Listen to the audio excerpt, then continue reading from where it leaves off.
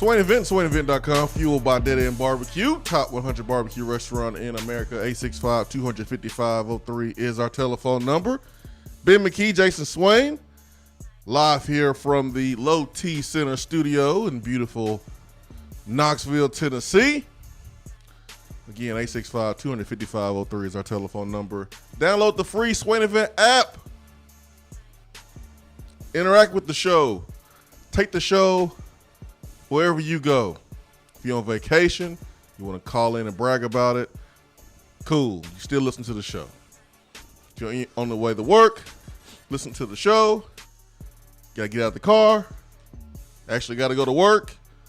You don't miss any of the conversation like you may do with on the radio.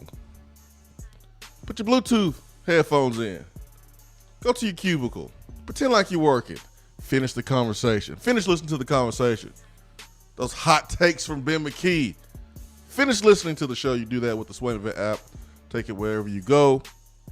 If you miss any part of the show, you can always go back and subscribe to the Swain Event podcast and catch up. Any show, any day. Ben, good morning, sir. Good morning. You awake? Yes, I was having a good morning until you Did I ruin it? ruined my morning with your corny dad joke. Oh, man. I'll give you a hot take off the bat. Steph Curry is in fuego right now. He is on fire. MVP. Correct. MVP. I mean, Nikola Jokic would like something to say about that as well. He's in the discussion. But I would give it to Steph. I don't even care that his team stinks. Man. This month, he is averaging over 40 points a game.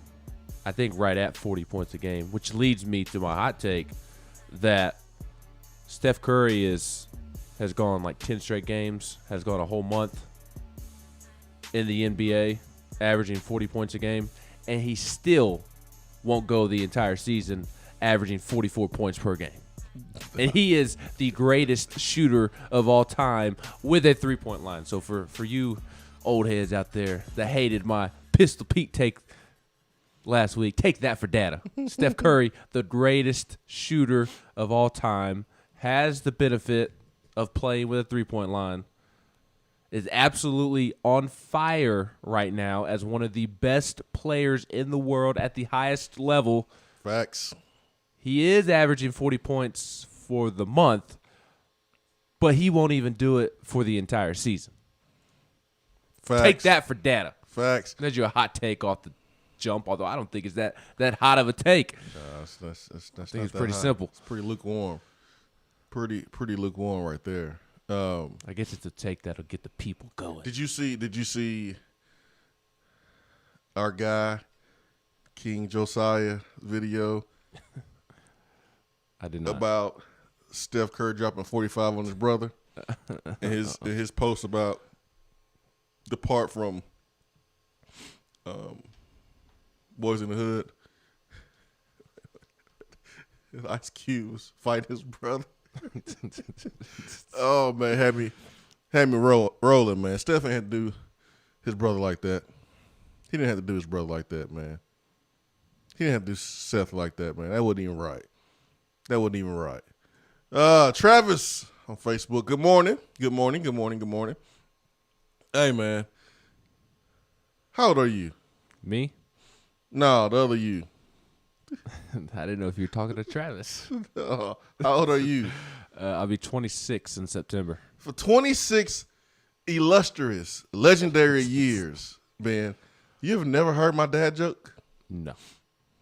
I mean, I may have, but it was so bad that I immediately deleted it from my memory. It is an all-time horrific dad joke. I told my wife my dad joke before I came down. I tested it on her, see if she would get a good laugh out of it before I came down here and told you. And she just looked at me. She ain't even respond. She just gave me a blank stare. Really? That's what we're doing this morning, Jason? I got energy. Sorry, I got jokes. I got jokes and jokes and jokes. Like Dave Chappelle, man. Just because you have jokes doesn't mean they're good jokes. Just like Tennessee has quarterbacks, do they have a good one? Hey, that's a good point. Well, they're trying to find one. I don't understand why. Oh my gosh. I'm really trying to be nice. I don't want to offend anybody, hurt anybody's feelings. I don't understand why conversations on quarterback brings out the worst sports takes. I don't understand why it brings out the worst in people. I really don't get it. I don't get it. Does anyone want to hear my dad joke? Yes, actually, my dad just texted me and said, "Let's hear it." I enjoy dad jokes. Oh, he's gonna love it. He's gonna love this one, man. I'm sure he's heard it before. How old is Scott? Do the math. 51, 52, somewhere in there. Somewhere in there. Mm-hmm. You know, when you get that old, you quit counting. Easy. Easy. You just summarize. My uncle just turned 93 last week. Happy birthday to Unc. Man, 90 freaking 3. He's still kicking. He's like, man, you know what? I think it might be time for I retire. Oh, really? Yeah. Yeah, man. I think it's time, dude. Like, you 7 years from 100. I think it's time. Yeah, I think it's about time to slow him down. Yep. This might be a good time for you. Unc is 93, man. 93. That's my dude right there, man. God, it's my dude. I don't know where I'll be without him. All right, here's my dad joke, huh? Not here. No, definitely not here. Definitely not here. Either in jail or somewhere else. Who knows? But are you ready for my dad joke? Yes. No, because I've already heard it and it's terrible. Let me see who's ready. Let's see who's ready for my dad joke. But there are people out there who are ready for your dad joke.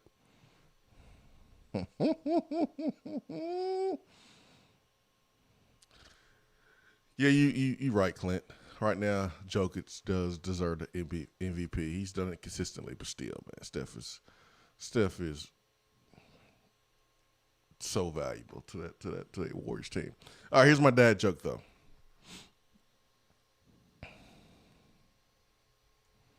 What do you call a key that you get from the place with the golden arches? Huh?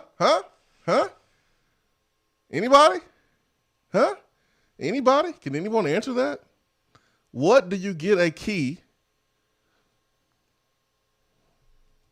What do you call a key? Excuse me. What do you call a key that you get from the golden arches? Huh? Come on, guys. Where's the answers? I know Chip Payne knows what I'm talking about. Chip's a pretty smart guy, I think. I don't know. Down there in Georgia. What do you call a key that you get from the place with the golden arches? A McKee. There you go, Volstorm. Volstorm got it. A McKee, yeah. You know why Volstorm got it? Because Volstorm is also a corny dad like you are. Yeah, man. That's what I'm talking about, Volstorm. Great minds think alike. Dad life. Kimberly, yeah. Kimberly knows what I'm talking about. I don't think she's a dad, Ben. I don't think she's a dad. She's probably heard. How about that? I'm a key. Yeah. You think Scott's heard that joke before? I don't know. I've never heard of that joke before. He did send me the correct answer, so maybe he has. I'm a key. Yeah. I'll take an order of McKee. Yeah, I'll take one of those. Volstorm has a good question now. Yeah. Did you confirm the joke with the Raiders PR team before telling it? Oh, absolutely not. Absolutely not.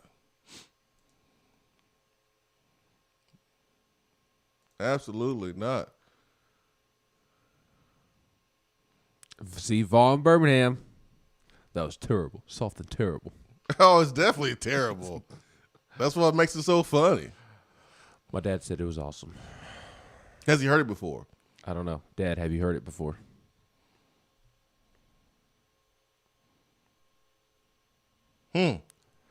What made you want to wake up and share that joke with the good people this morning? Like, did you come up with that on your own? No, I did. I did come up with it. But I shared it with you. You the one who referenced it. Well, because you were going to tell it anyways. No, I asked you if you wanted me to tell it, and you said no. Because you was embarrassed. Because you was embarrassed of me. Yes, that's why. And then you brought it up. You said it was terrible, and I didn't even share it. I was going to put it in my back pocket. I was going to keep it. Well, would you rather talk dad jokes or Tennessee quarterbacks?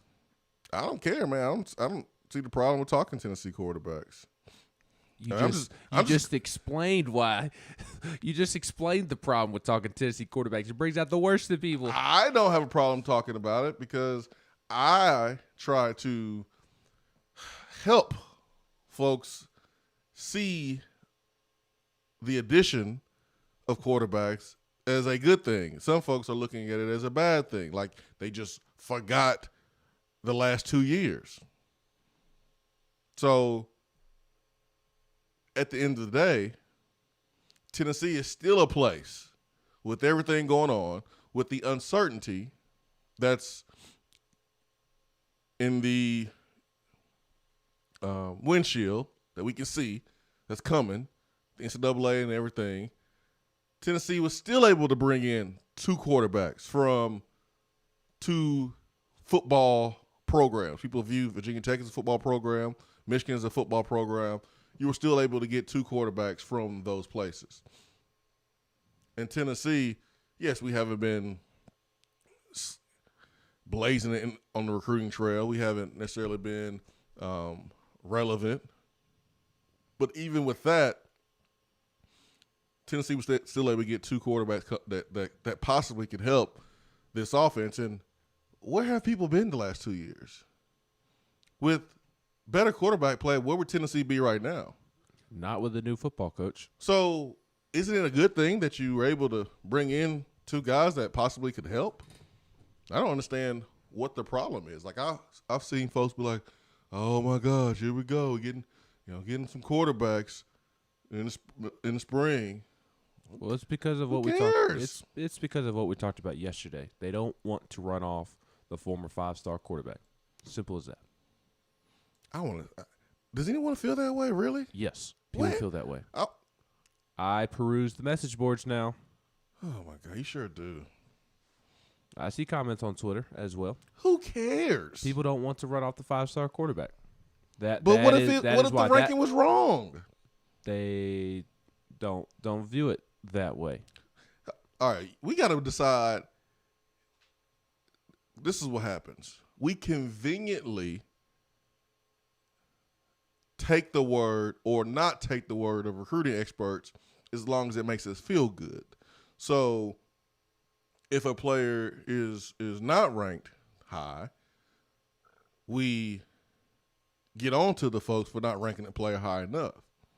And then when a player is ranked high and he's not playing up to his ranking, instead of saying, "Oh, well, man, the guys do a really good job for the most part. They work hard. They get it right most of the time."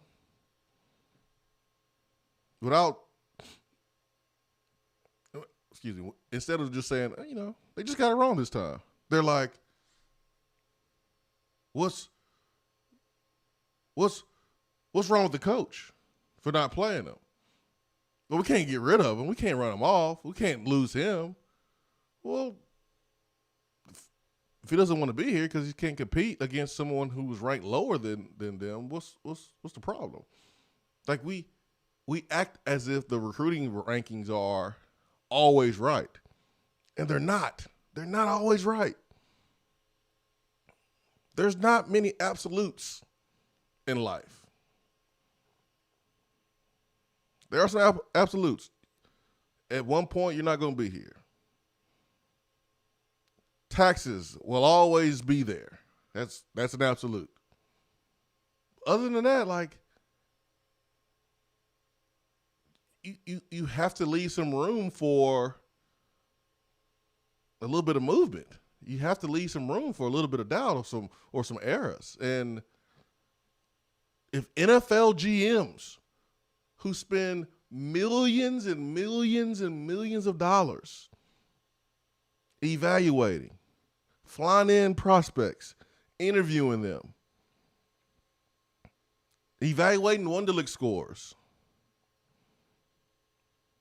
digging up players' background. If they do all of that and sometimes strike out, what do you think a recruit analyst is going to do? He's going to miss out too. He's going to strike out from time to time too. Because you just never know what happens when a player gets into a different atmosphere against different competition, how they're going to fare. You don't know that. You got some folks who are really smart. They make good grades. They do the work in between the tests, A's. But when it comes to the tests, they have what we call test anxiety. And for whatever reason, they know the information, but it's a test. And just the stage of being a test, they react different. That happens with athletes too. When the games come around, they perform differently. That happens as well. So, like, I don't understand this notion, like, that folks are so stuck on the fact that a kid was a 5-star in high school as if it's gospel. It ain't gospel. It's wrong. It's wrong. And I know employees of rivals don't need to be saying that. Because then the employees of rivals will be throwing another employee under the bus and don't want to do that. So you just keep your mouth closed, Ben. I'm saying, Jason Swain is saying, it's off.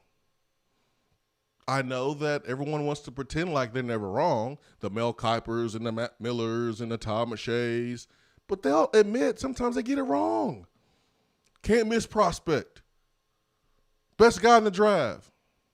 But guess what? Guys that have been doing it 30, 25, 15 years that put in hours of research and time and watching film, they get it wrong too. Sometimes you get it wrong. You're not a 5-star. Simple as that. So I don't understand what the problem is bringing in more quarterbacks when that is the glaring issue with the Tennessee football program. And Austin Price said it yesterday. It has to be fixed. There's no, well, good running game and very good defense, and we'll disguise it. And no, we can't do that anymore. You gotta fix that first. And I don't care if you have 5 or 6 spots to bring in transfers, and the plan was to address other positions and use those 5 or 6 spots other positions. But if quarterback is still something you question, you have to use one of those spots to get a quarterback to make the room better. You just have to. I don't understand it. Gate City Vol says fans are just tired of going another year with an inconsistent quarterback. They are tired of it being every year conversation. They want a proven starter. Well, this is 17, 18, 19, 20. It's been 4 years. So 16 was really the last time we've had a consistent quarterback. But understand where we are, though. Like, have some awareness. Tennessee's offense has been not great. Quarterback play is a big part of it. Josh Palmer's out here trying to get drafted, and the analysts are saying that 30-something% of his throws were uncatchable. His stats could be double what they are right now if he had better quarterback play. So are we supposed to expect the new staff to come in and say, all right, voila, we're going to take the current quarterbacks that we have, we're going to sprinkle some dust on them, and they're going to just be automatically heads over heels better, and they're ready to go. No, you have to expect bringing someone else in, bringing in some more talent, bringing in some more guys. This is what Jeremy Pruitt should have done a better job of, honestly. So Well, and I don't get it. bringing in another quarterback is trying to address going another year with an inconsistent quarterback. They're hoping that Joe Milton won't be an inconsistent quarterback, which is why they're bringing him in. In addition to thinking that the quarterbacks that are on the current roster are inconsistent. So this is Tennessee's coaching staff trying to address the fact that Tennessee has gone several years with inconsistent quarterback play because they don't feel comfortable with what they've got. I guarantee you if Brian Maurer was ready to be a full-time, legitimate SEC starting quarterback, or Harrison Bailey was ready, or they felt uber confident in Hendon Hooker, I bet they don't even bring in Joe Milton. I just don't understand. Like, there's three reactions, okay? There's negative. There's no reaction at all. So you're like, oh, okay, cool. And then there's, okay, a little, I'm optimistic.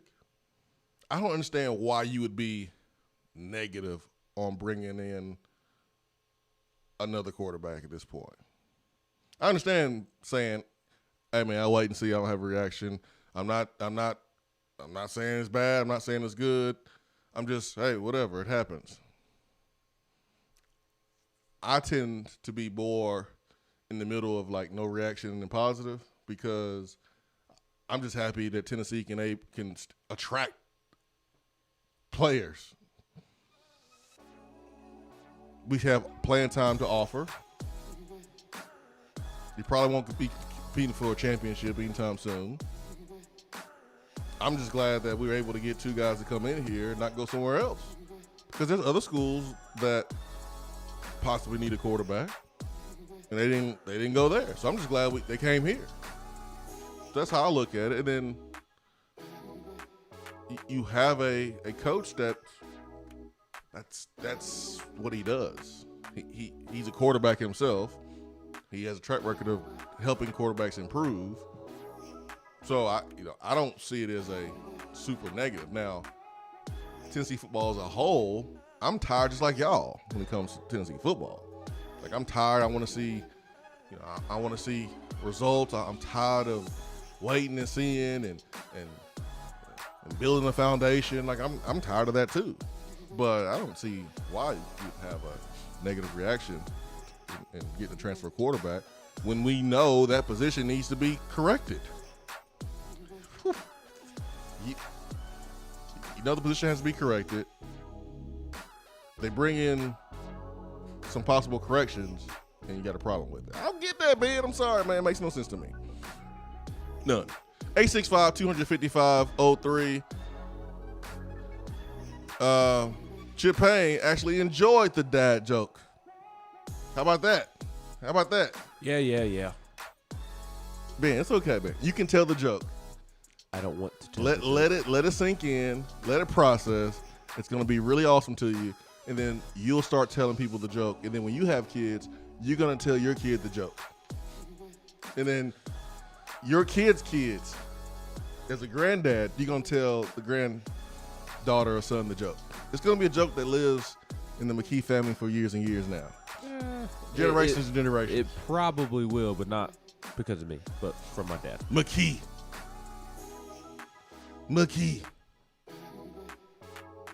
865-255-03. Be right back.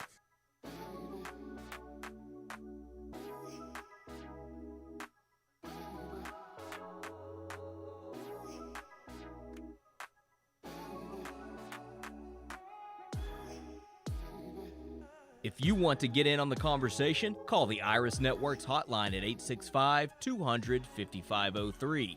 Grow your business with Iris Networks high-speed fiber internet. IrisNetworksUSA.com. If you're coming to Knoxville and need a place to stay, do yourself a favor and book a room at Hampton Inn Paper Mill, also known as the Hampton on the Hill. This award-winning property is literally in the top 5% of all Hampton Inn properties. The GM, Stephen Lawrence, is a good old local boy who grew up in the business around Knoxville. He and his staff are always available, always willing to help, and will go above and beyond for their guests. The newest Hampton Inn in Knoxville has clean, affordable rooms, flat screens, fridges, and microwaves in every room. Plus, breakfast is included in every rate. Not to mention, there's also a pool and fitness center on site. If it wasn't so close to amazing restaurants, bars, and shopping, you would never want to leave. At only 6 miles from campus, you're still right in where the big orange action is. Go to HamptonInn.com, search Knoxville, and book your room at the Hampton Inn Paper Mill or call 865-693-5400.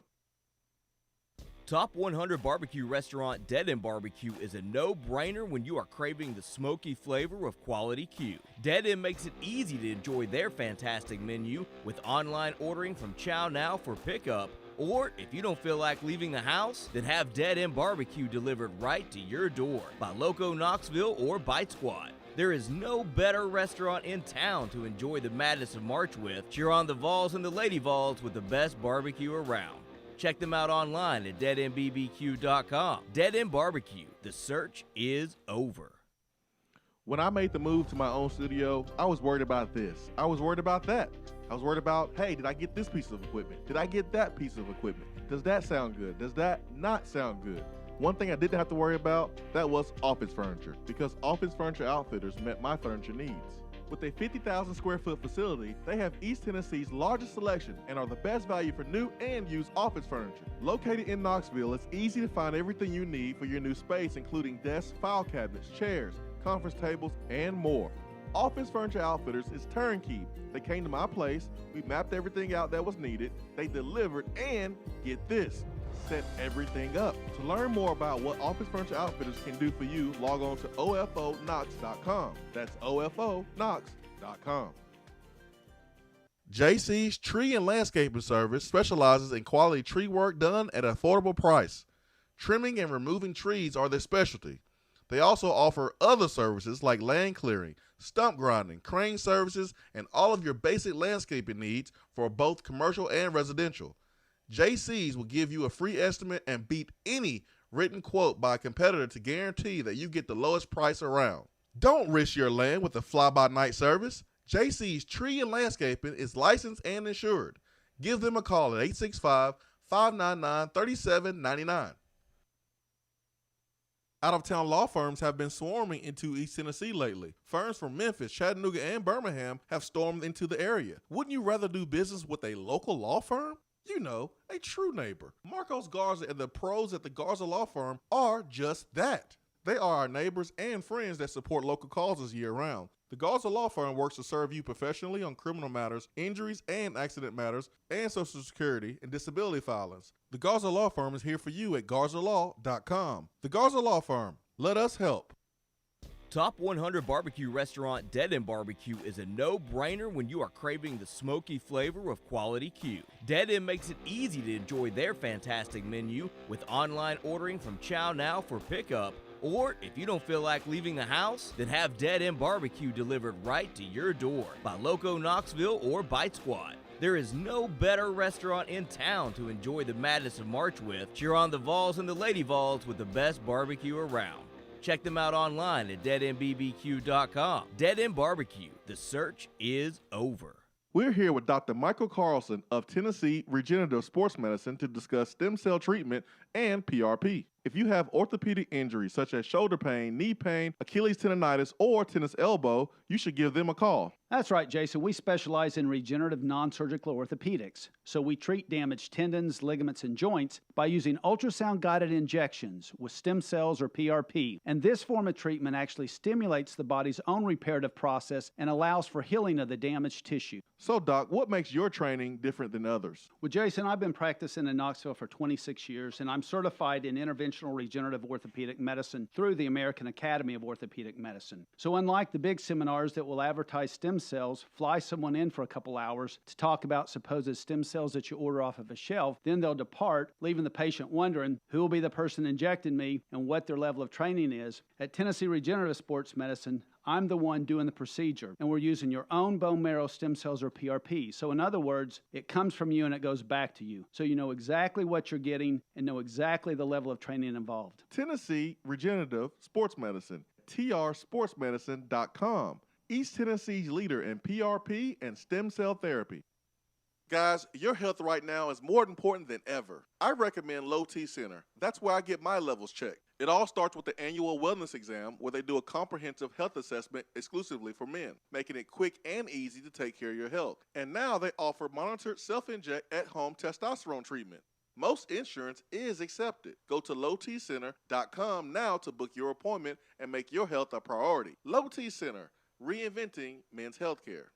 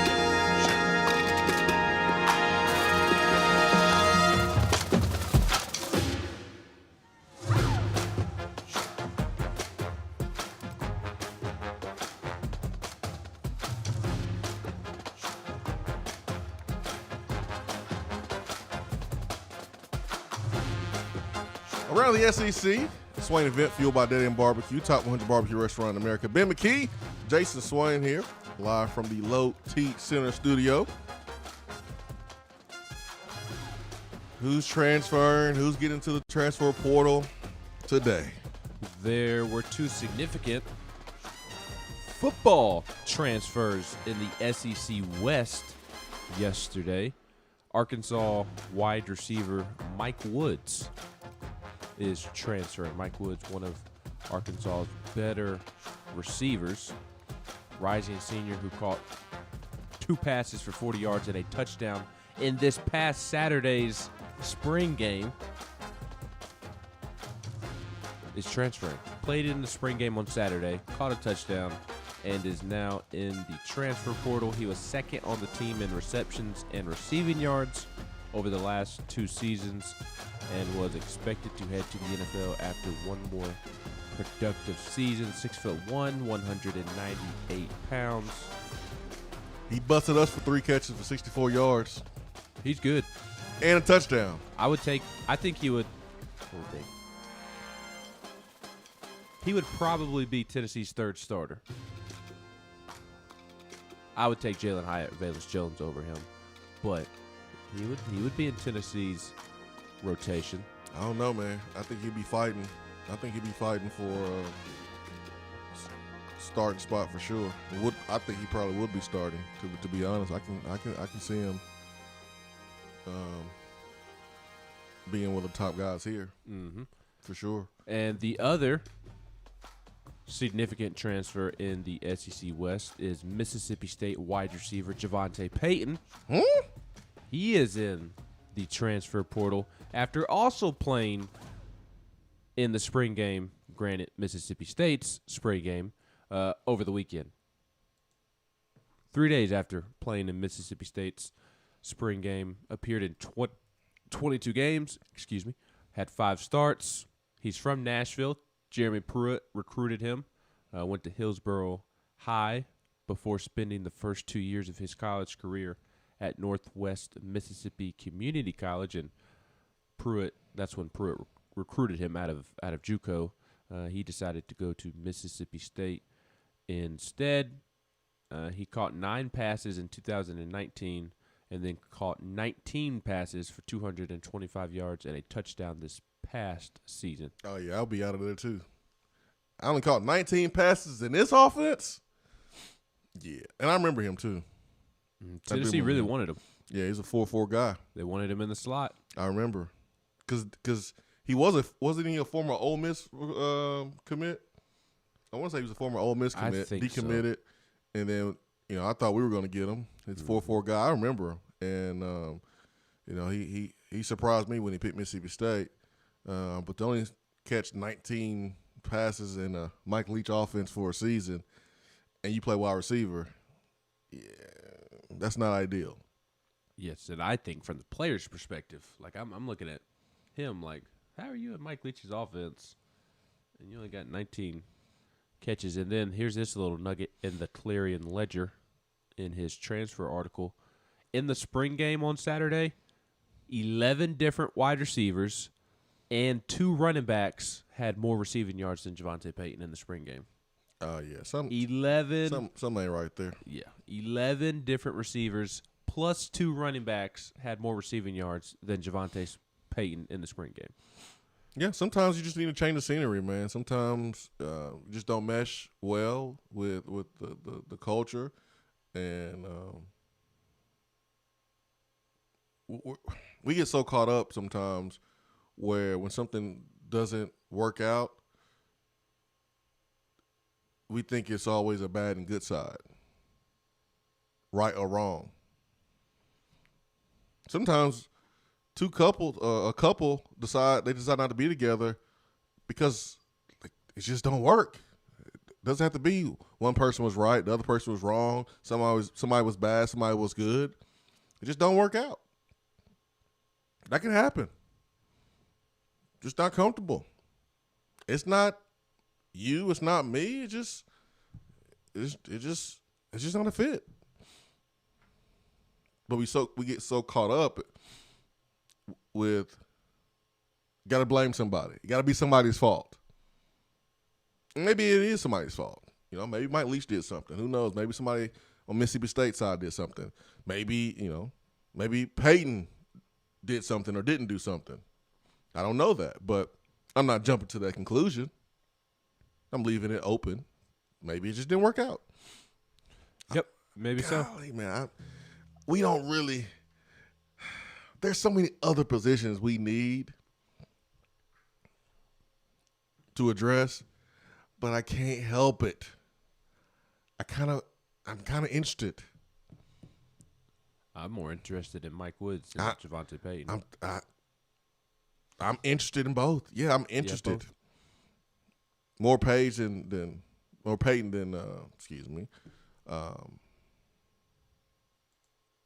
Woods than Payton. Yeah, absolutely. But I shouldn't be interested in a wide receiver when you got linebackers in the portal. You need some help with a DB, and there's one in the portal from Penn State. I did see that yesterday, and we do have a coach on the staff that just came over from Penn State. My good friend Tim Banks. That's your boy, ain't it? My guy. You think he knows about the McKee joke? No. McKee, who is that? Joseph Johnson III entered the transfer portal yesterday. Corner.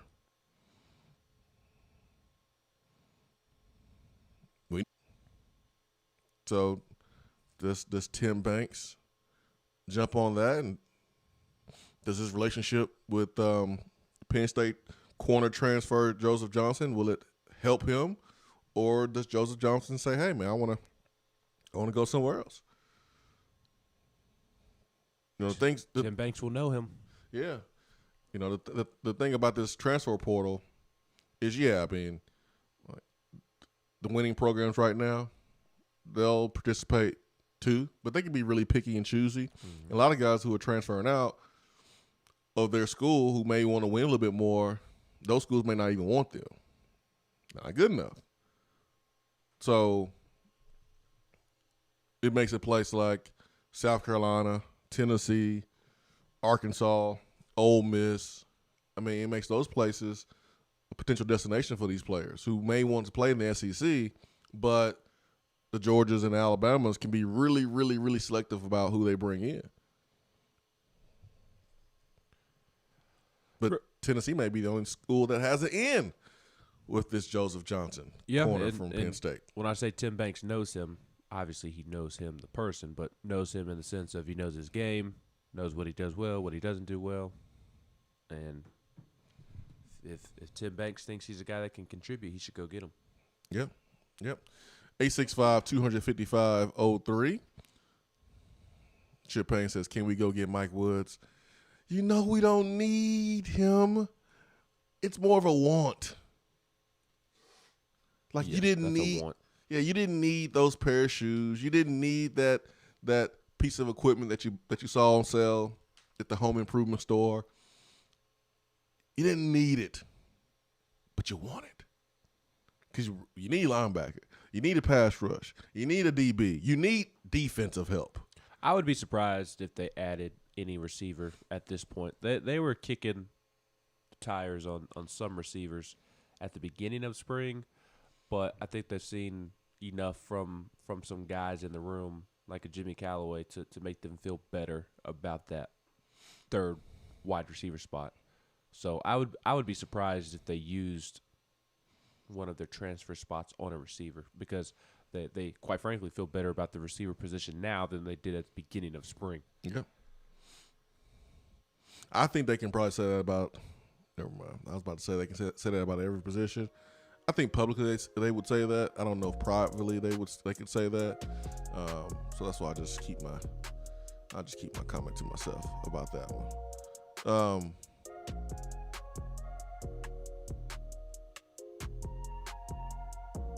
ATL VFL, what the heck happened to D'Angelo Gibbs? Time for somebody to let everyone know. I mean, he just basically just stopped playing football, and he's not here. And I wonder if he's going to play football. Who knows? I know that COVID really affected his family.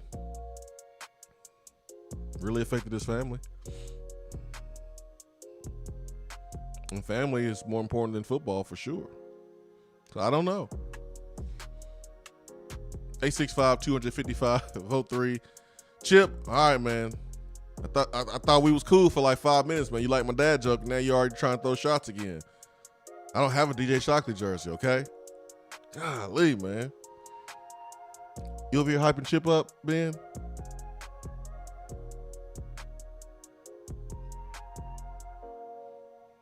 Chip Payne, man. I thought we was friends for like 5 minutes. I guess not. 865-255-03. Hour one is brought to you by Hiller Plumbing, Heating, Cooling, and Electrical. Be right back.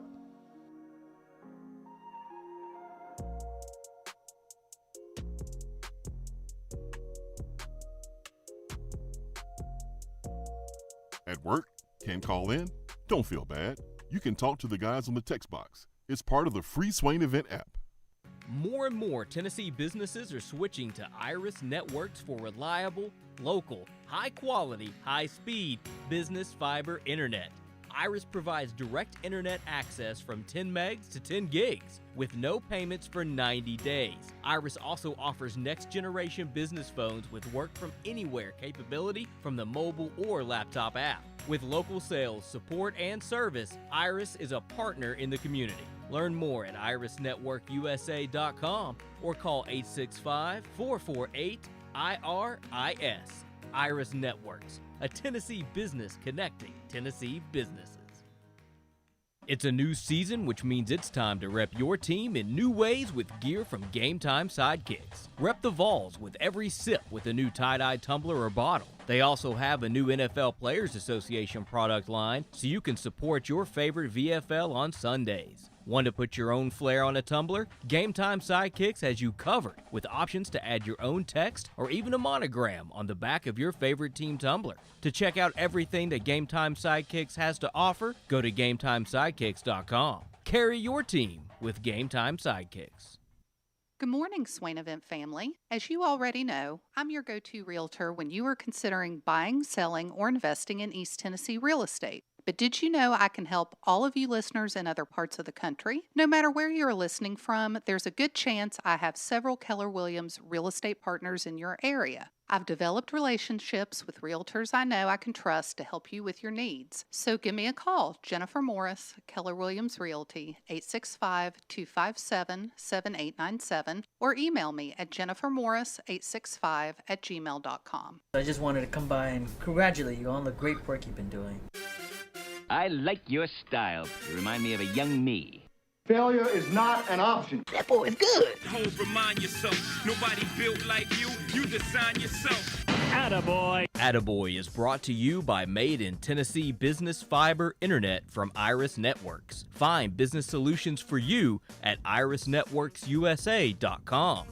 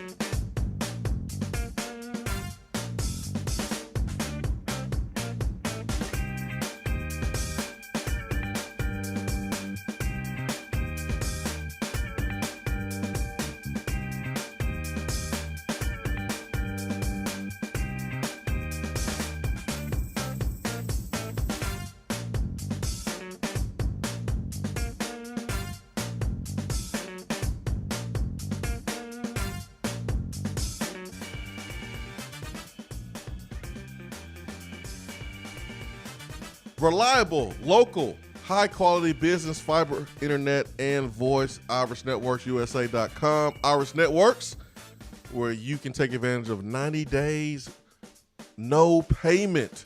Their telephone number is 865-448-4747. Made in Tennessee, helping Tennessee businesses, connecting Tennessee businesses. That is Iris Networks. Go to their website at IrisNetworksUSA.com. They sponsor Attaboy here on the program where we highlight positivity. Ben, what you got today? I wanted to highlight Alex Smith on Attaboy today because he announced his retirement over the weekend after 16 seasons in the NFL. He has been on Attaboy a couple of times over the past year after coming back from that devastating knee injury. So just wanted to highlight it again. One of the better number one overall picks, was never the elite quarterback that many expected him to be. Never the best at the position, but I think he was a solid number one overall pick in hindsight. Not a bust, not great either, but pretty good. Good with the Niners, good with the Chiefs. Really good at times, and just kudos to him for coming back from that devastating knee injury. Not a lot of people could do that. We've highlighted that many times. He made over $100 and something million during his career as a quarterback, and when he got hurt, he could have just walked away. To go through what he went through to get back on the football field, it meant something to him. It was about proving himself right. The biggest obstacle of his life. It was about overcoming that obstacle. Maybe be an example for others that have been through the same injury or will go through the same injury and can look at Alex Smith and says, look, he did it, I can do it too. It's amazing when you question if you can do something or not, but you see someone else do it and you tell yourself, oh, if they did it, I can do it too. How many times have we thought about, I know I've done it, building something or fixing something or doing something and questioning if you could do it. Then you get on YouTube and you're like, oh, okay, I can do that too. All right, cool. So Alex Smith is going to be an example, man. It's going to be inspiration for folks that may go through that injury in the future. But he had really no motivation financially to come back. Some guys, they have to come back because that's how they're going to make their money. But, man, he was already up $100 million. It meant something more to him. So, for sure, man. I meant to give him Attaboy yesterday. Yep, meant to give him one earlier this week as well. I also wanted to highlight Tennessee softball. I thought this was cool.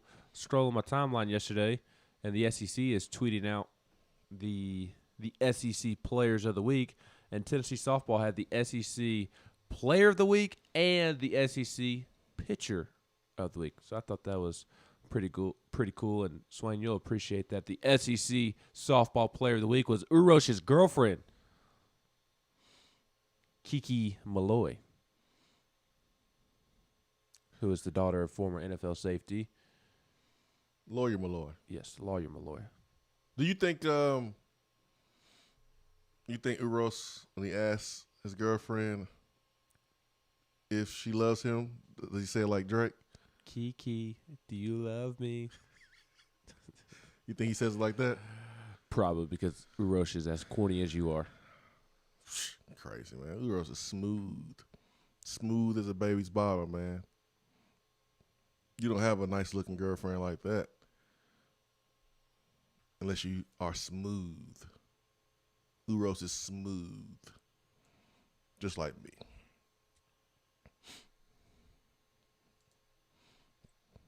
Is that my second corny dad joke? Yes, it is. I'm 2 for 2, man. See if I got some more in the holster. See if I got some more, man. I think I got some more. We'll see. 9 o'clock, Ben. CeeLo? Don't pee on yourself today. Which CeeLo? Chris Lofton will be sitting right here at 9 a.m. Think he'll bring his donuts like he did for you and Brad? I hope not. Chris Lofton, do not bring donuts, man. So you missed him the first time he came. He will be here today in the third hour. You gonna be all right, man? Yep. I'm always all right. I'm as cool as the other side of the pillow. I mean, he's only my favorite Tennessee basketball player ever. I mean, how else would I react? Last week I was like, "Hey, man, Ben, you want to go lunch with Chris Lofton?" Yeah. Is that even a question? I didn't know you was busy, had something to do. Yeah. Heck yeah. My response was something along those lines. Heck yeah, I want to go to lunch with Chris Lofton, man. So, yeah, Chris Lofton will join us here in studio in the third hour. So, looking forward to that, man. Do not bring donuts. Please don't bring them. The real D from the 423, Alex Smith was better than any quarterback during his time. Then what? Who asked for this? D, who asked for that? I didn't ask for that. I didn't even say anything about Alex Smith. I didn't take away anything. That was Ben who said he's a first overall pick. He wasn't a legend or the best or anything, but he wasn't that bad. I didn't say that. I didn't ask for your comment, D. He was better than any quarterback that the Bears has had during his time. I wish we had him. Probably would have won a Super Bowl with Khalil Mack in his first year with the Bears if you had Alex Smith. Probably. At least gotten there. Probably.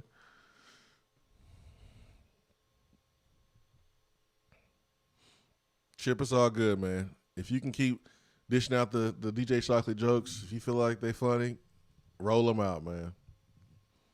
You don't have to stop if you don't want to. Vaughn Birmingham says, give me the wide receivers. Our defense won't be able to stop a nosebleed anyways this year. We will have to win shootouts, all offense. But Vaughn, come on, man. You still need to address the defense a little bit, right? A little bit. A little bit. You got to have a linebacker or maybe a couple linebackers. You got 2 starters in the transfer portal. You got 1 suspended that was going to be a starter. I mean, you need kind of a pass rusher. But I feel you, Vaughn Birmingham. It's so tempting, man, when you see a receiver or a running back or quarterback in the transfer portal. It is so tempting. Very tempting.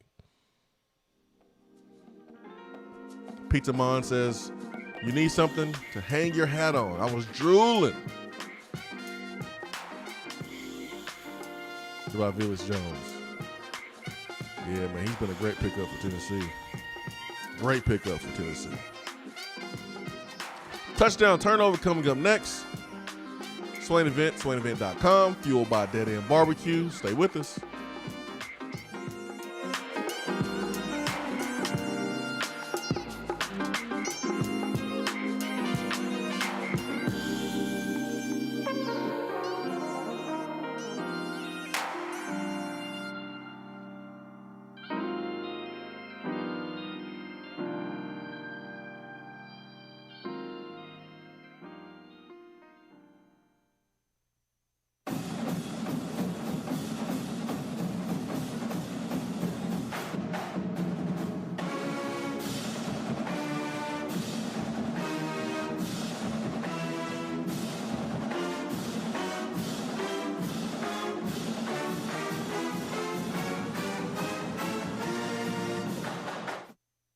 Top 100 barbecue restaurant Dead End Barbecue is a no-brainer when you are craving the smoky flavor of quality Q. Dead End makes it easy to enjoy their fantastic menu with online ordering from Chow Now for pickup.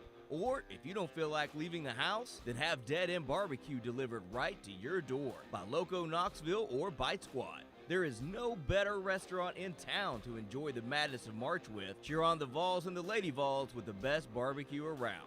Check them out online at deadendbbq.com. Dead End Barbecue. The search is over. Is that as low as you can go? Okay, thank you. Hello, is that as low as you can go? Okay, thank you. What are you doing? Calling around to get the best rate on a car loan. Why? Everyone knows Alcoa 10 is the best choice to purchase a vehicle or refinance your current loan. And with low interest rates and 90 days to your first payment, it's a no-brainer. You can even apply online and sign all the documents from the convenience of your home. Yeah, I don't know what I was thinking. Alcoa 10 Credit Union. It's so easy. Go to atfcu.com for details. Rates are dependent on credit score and equal housing lender. When you see the happy face on our truck, you'll be smiling because you'll know that you're in love.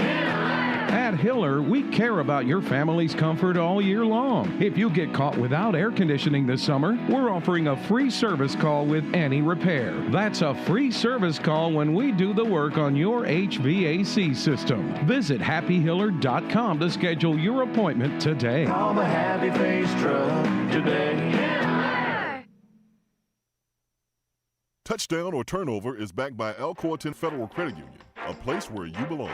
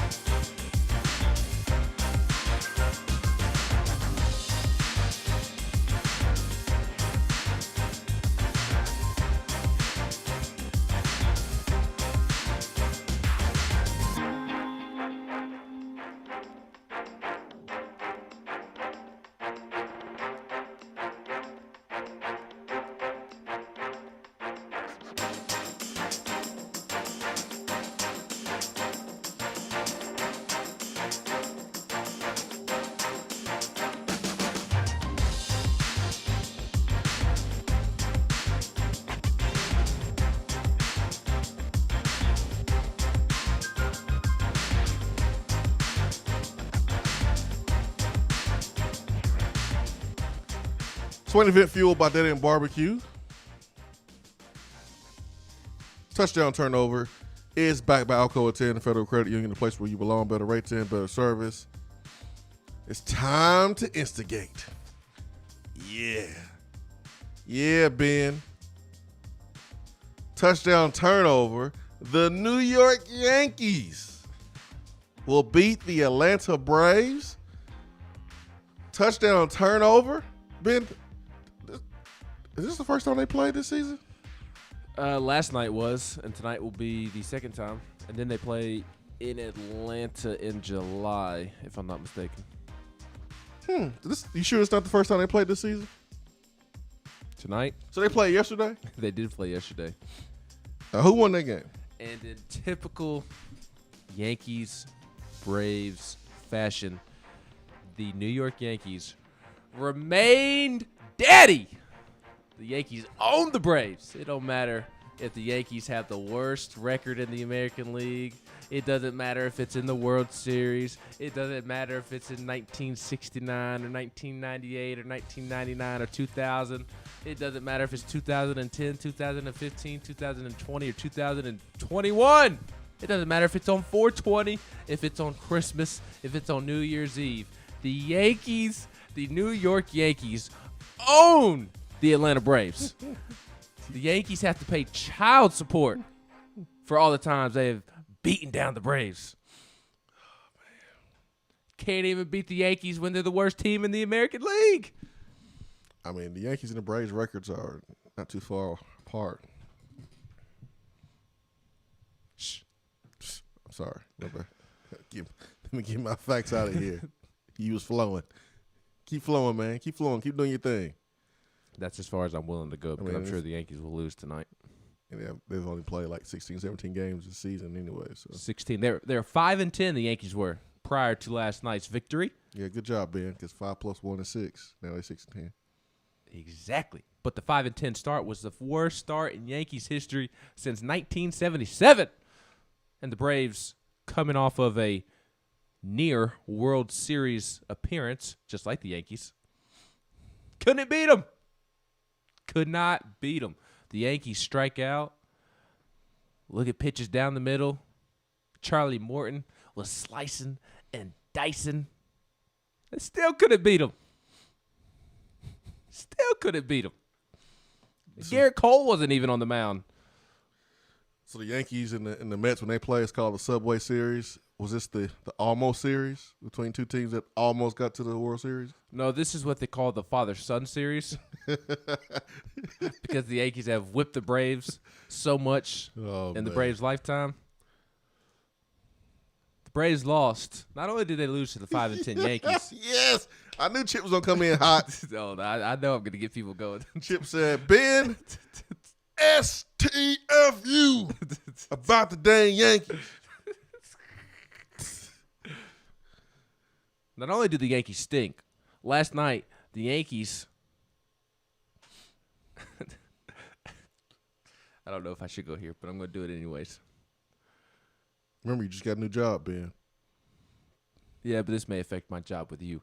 The Yankees had somebody pitching who had not pitched in like 3 years because he had nut cancer, testicular cancer. Gotcha. Coming off of testicular cancer. Gotcha. And Tommy John, and the Braves still could have beat him. It was like his third start. In like 3 years, still could have beat him. Ben took the bait. And Braves fans listening can blame Jennifer Morris. They can blame Jennifer Morris because here's why. Last night, it was a 1-1 game in the top of the eighth inning. And Jennifer texts me because the Yankees pitcher almost killed Marcell Ozuna. The fastball almost hit him in the head. Thankfully, Ozuna backed up enough and it only hit him on the hands. And Jennifer texted me and said, "Is your Yankees pitcher trying to kill Ozuna? What a punk!" And it's her fault when she called Jonathan Loaisiga a punk. She jinxed the Braves. It's all her fault for running her mouth first. If she would have kept her mouth shut about my Yankees, the Braves would have won last night. But because she instigated it and started it, that's why the Yankees went on to win last night. Man, the Braves fans are trying to cancel you on the text box. I love it. I love it. I love it. All right, so who wins today? Who's pitching? Do you know who's pitching tonight? Let's see here. Who's pitching tonight? My MLB app is acting funky.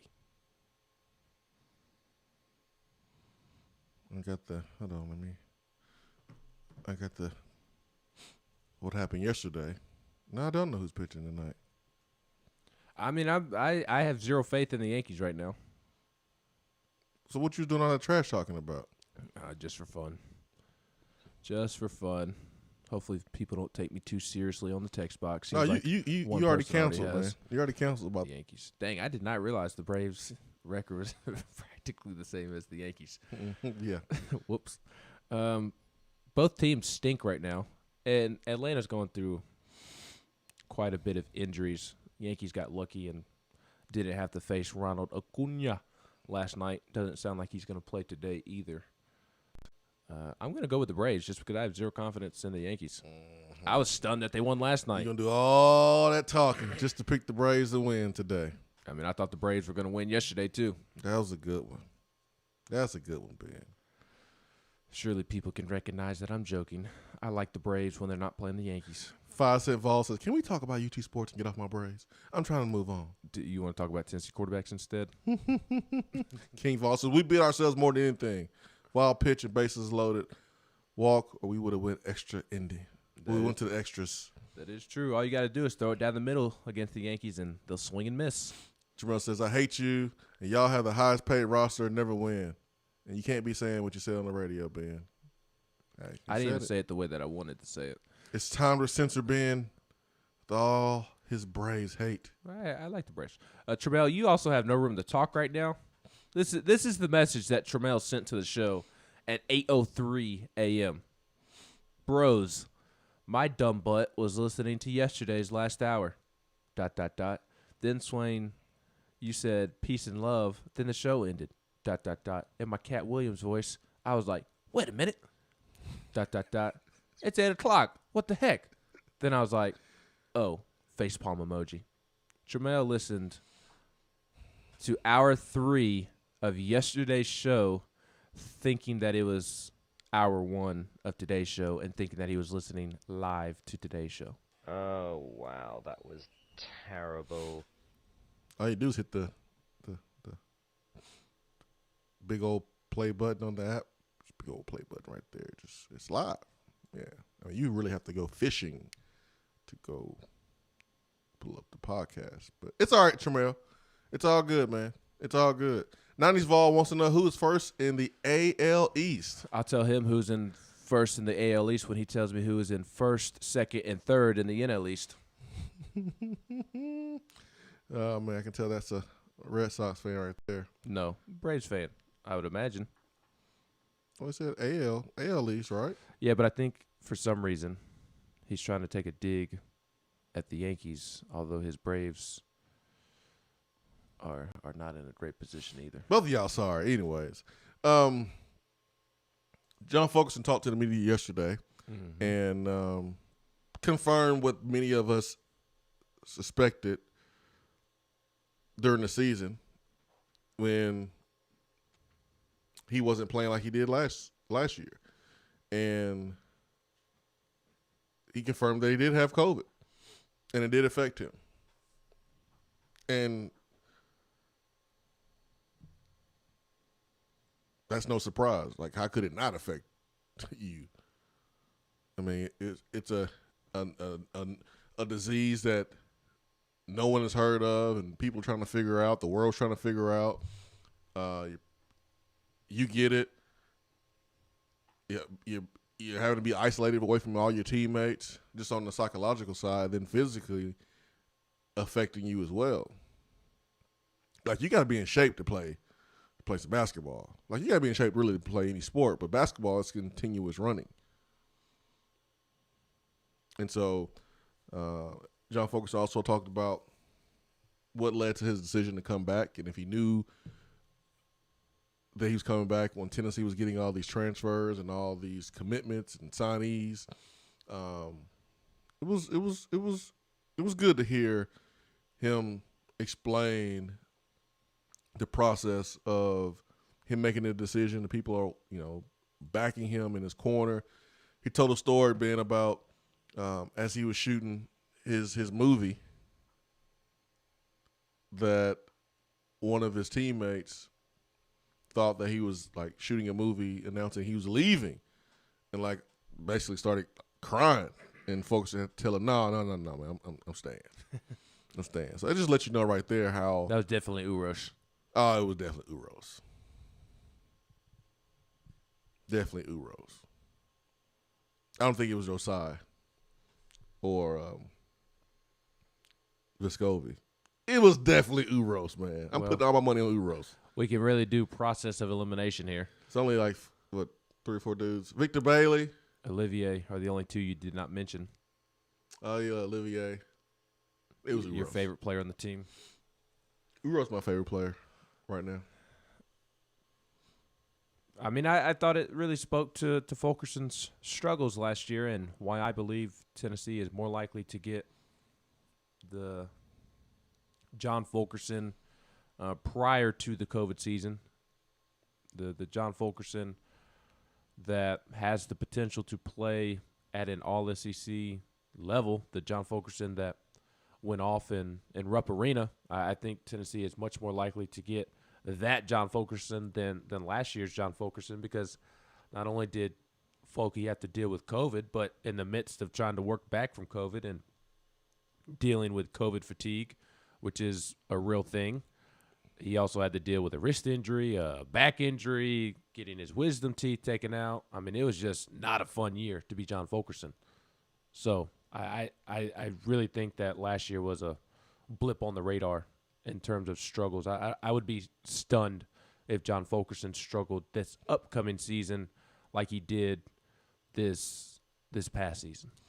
I mean, Fulkerson, think about a couple of years ago when Tennessee was number one ranked team in the country, and when he would come in, you know, he was the glue guy. He was the energy guy.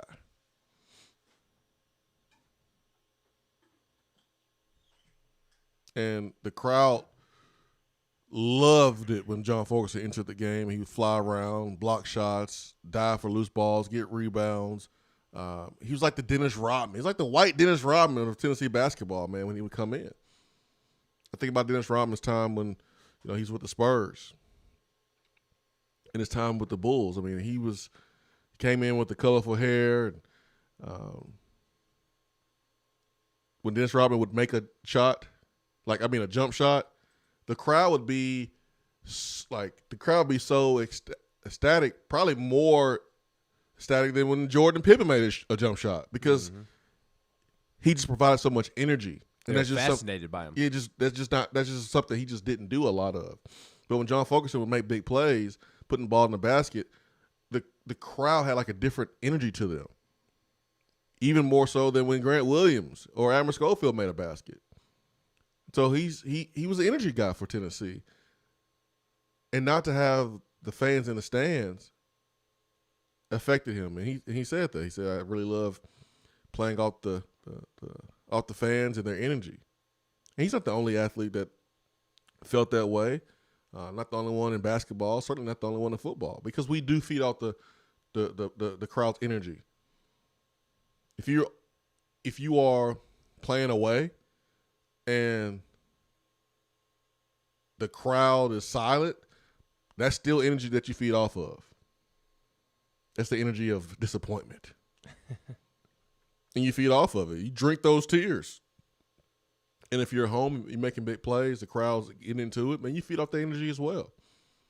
So, man, COVID affected so many teams, so many players, and that doesn't take anything away from the teams that went to the Final Four and Baylor, who won it. It doesn't take away from Alabama's achievements. There's got an asterisk next to it. Yeah. That's the only reason why they were able to be good, because everybody else was suffering from COVID stuff. Yeah, exactly. But it doesn't take away from the champion, and you still put the work in. You still have to make the plays. But it certainly was a different year, emotionally, mentally. The depression, the anxiety that came with COVID, and the isolation that had to take place to try to minimize the spread of the disease. I mean, when you play on a team, man, it's the brotherhood. And the only way you can have a brotherhood is you spend that time together. So I'm looking forward to Fulky coming back and being one of the player coaches, man, on the court. And I hope that he gets comfortable with being more vocal. You can tell he's soft-spoken, man. He's a senior, and he still seems a little uncomfortable behind the mic. He's so humble. He's so soft-spoken. But I just hope this experience lets him know that it can't just be Josiah Jordan-James. He's earned the right. He's earned the right to speak up. Because if you are, and this is what he referred to himself as, kind of a player's coach. Well, what would a coach do if something's not being done the right way? Correct it. He would correct it. So he has to do that. He has to do that, and I hope this past season was a good lesson for him. And I know it has been in so many ways. We've learned lessons watching John Fulkerson. We learned a lesson on forgiveness. I don't think I made a good grade on the lesson, but we at least learned the lesson. You at least know what you're supposed to do. I know what I'm supposed to do. There was a lesson. I might make a C- on the test if it happens to me. But we learned a really good lesson on forgiveness and him getting knocked out in the game, and John Fulkerson kind of showed the world what real forgiveness looks like. It takes people years to get over things and to actually forgive. And sometimes forgiveness is not about the person that hurt you, man. The forgiveness is about you. It does more for you than it does the person that hurt you. But Folky showed us what it's supposed to look like. I also thought it was interesting. This is what stood out to me the most in all of his comments when he was discussing the excitement with this new bunch and the incoming players and what he's looking forward to this season. He talked about the team chemistry and being able to be together and do things over the summer to build team camaraderie, because last year's team was just absolutely say it, but he was alluding, in my opinion, to the fact that team wasn't as close last year because they weren't able to be around each other a ton, and that was something that he was looking forward to getting back to, is being able to hang out as a team outside of practice and build that team chemistry and build that team camaraderie. And it makes sense that affected Tennessee, because how many times did we come on the air after a confusing loss and wonder why the team looked the way that it did, and why did they look disconnected at times? I can think of two games off the top of my head immediately, and that's the Auburn game on the road and the NCAA tournament loss to Oregon State. I mean, the guys did not seem connected, did not seem on the same page, and I think that speaks to the lack of team chemistry that they had last year. And I don't really think it's anybody's fault. I mean, you're trying to integrate two one-and-dones, two potential lottery picks into key roles on the team, and there's just not that same gel, I guess. They can't gel together the same way that Folky's early teams did, because they can't be around each other outside of practice. So that stood out to me more than anything, is Fulkerson alluding to the fact that they weren't that close last year. Hard to be close when you don't spend time together. Yep. Simple as that, man. It takes time to build a relationship, and you have to talk to each other to be able to do that, spend time together. So, happy for Fulkerson, man. Growing up, idolizing guys like Chris Lofton, wanting to play at the University of Tennessee, taking a guy like Rick Barnes, saying, hey, man, you're really good. And having to convince Folky, because he's so humble and modest, that he's really, really good, and letting him know that he has a chance to be a really, really good player. And sometimes you got to wake Folky up and say, hey, man, dude, you're good. You deserve to shoot these shots. You deserve to speak out. You deserve to be where you are. You're a good player. But how many guys get a chance to play at a school they grew up always wanting to play for? With the transfer portal, with how athletics is going right now in college sports, You're going to see less and less of that. Because kids won't pick schools because they grew up loving the school. They'll pick it for other reasons. Other reasons are becoming more important. 865-255-03. Stay with us.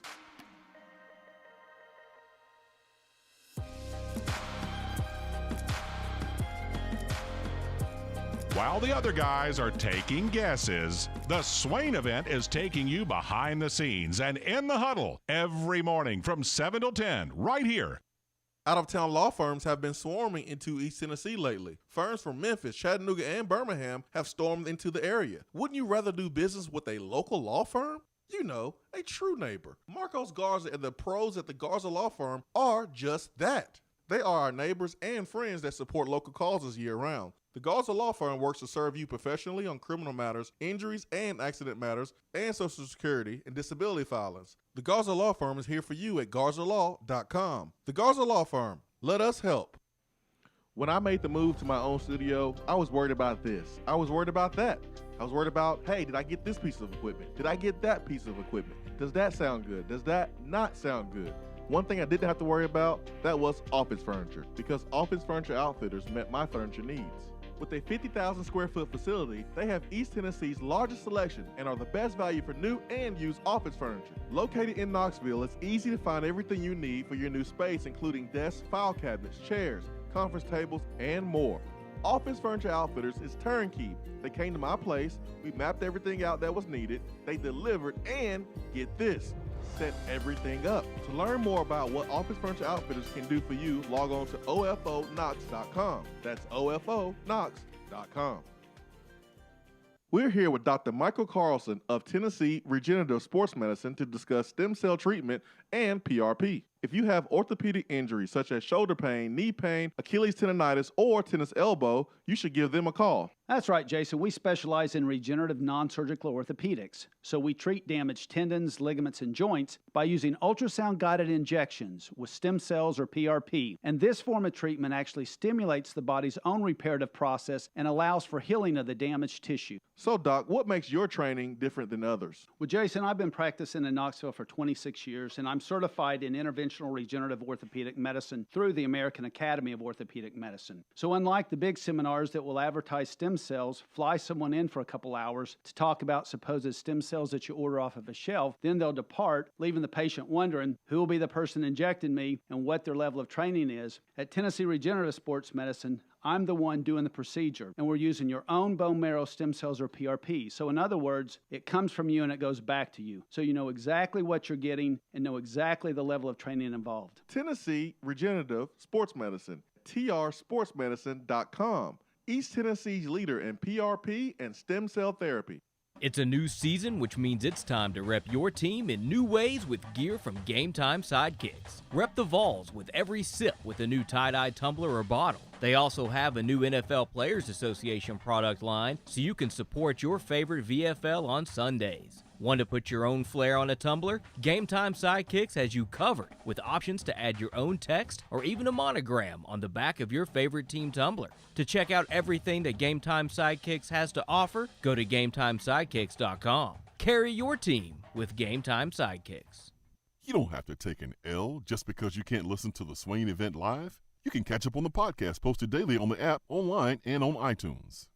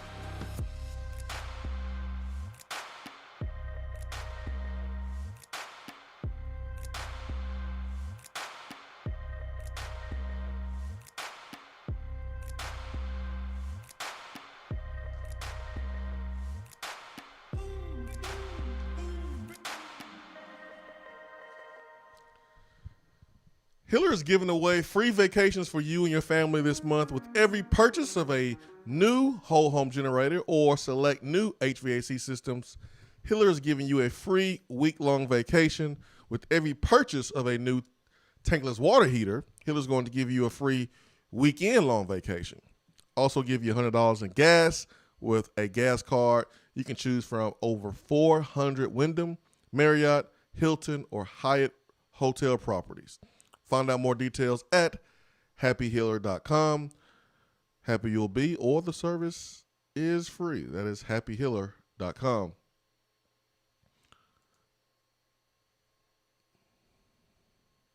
Chip Payne, who do you think will have a better record this year? Auburn or Tennessee, considering both teams will have brand new coaches?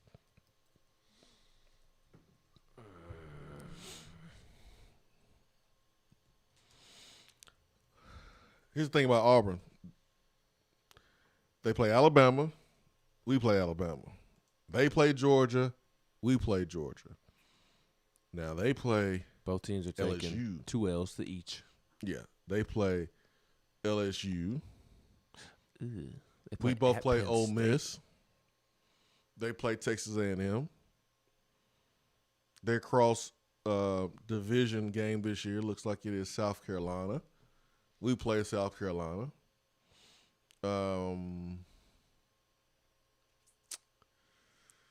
They do got to play Penn State at Penn State.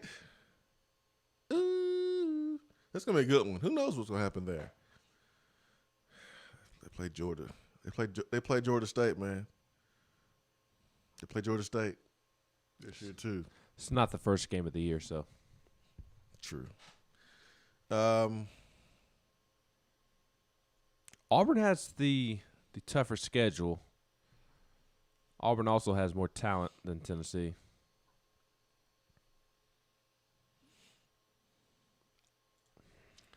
Better record is the question. Ah, man, that's so tough. That's a tough question by Chip Payne. That is a tough question. Let's go game by game and guaranteed wins for Auburn. Akron, Alabama State, Georgia State. I don't think Arkansas is a guaranteed win. That's on the road, and Arkansas returns a lot of players from last year. Ole Miss at home. You're going to be able to put up points on Ole Miss's defense, but is it going to be enough to keep up with Ole Miss's offense? The only game I would put, other than the three you just mentioned, is possibly being a guaranteed win is South Carolina. And maybe Mississippi State, but I don't even think that's guaranteed. Yeah, I think Mississippi State has a lot of talent coming back. I think it's the reason why ESPN FPI has them so high. And but who knows what's going to happen there. But, you know, you look at Tennessee's schedule, and, you know, we play Alabama. We play Georgia. You know, we play Florida. I don't look at those games as dubs. You look Why not? Come on, Ben. Can you count Tennessee's automatic dubs? Are there more than 3 automatic dubs you think for Tennessee? And I don't even know if automatic dubs is the right words to be using right now if you are a Tennessee fan, man. But I can give you a couple, but I triggered people on Monday on the generals quarter when I said Kentucky has more talent than Tennessee. Golly. Folks did not like that comment. Why? Because they think I'm wrong. Half the talent in the transfer portal. Never mind. It's just the sad reality of where Tennessee is right now. I mean, Kentucky, outside of the quarterback position, quarterback is a big question mark for Kentucky. They return a great offensive line. They have a right tackle who's going to be a first-round pick next year. Chris Rodriguez is the most productive running back returning in the SEC. They added Wan'Dale Robinson from Nebraska, who is a future NFL receiver out of the slot. He is an absolute stud. And then Kentucky has a good defense as well. Like I don't understand why that was met with such there's people looking at the logo on the helmets instead of the actual roster on paper. I mean, they've had little to no attrition. Just that alone, added talent. Yeah, like that alone, I'm okay with saying that Kentucky has more talent because it's just where Tennessee is right now, unfortunately. Yeah, but doesn't mean that Kentucky's going to automatically win the game. No, I mean the team that's the most talented doesn't mean that you're always going to win. So no reason to get butt hurt, but I'm glad that you are enjoying the message boards, Ben. Oh, somebody asked me in the Monday night chat, will Tennessee beat Kentucky? Didn't ask just me, asked everybody. Me, Austin, Brent, Eric. Of course, I was the only one that responded with an answer. I guess they saw my answer and was like, I'm not going to touch that one. Oh, you a new guy, man. Let me take the bullet. This is part of your hazing. And my answer was, well. See, what had happened was that game is on the road, and Kentucky has more talent, ... and I left it at that.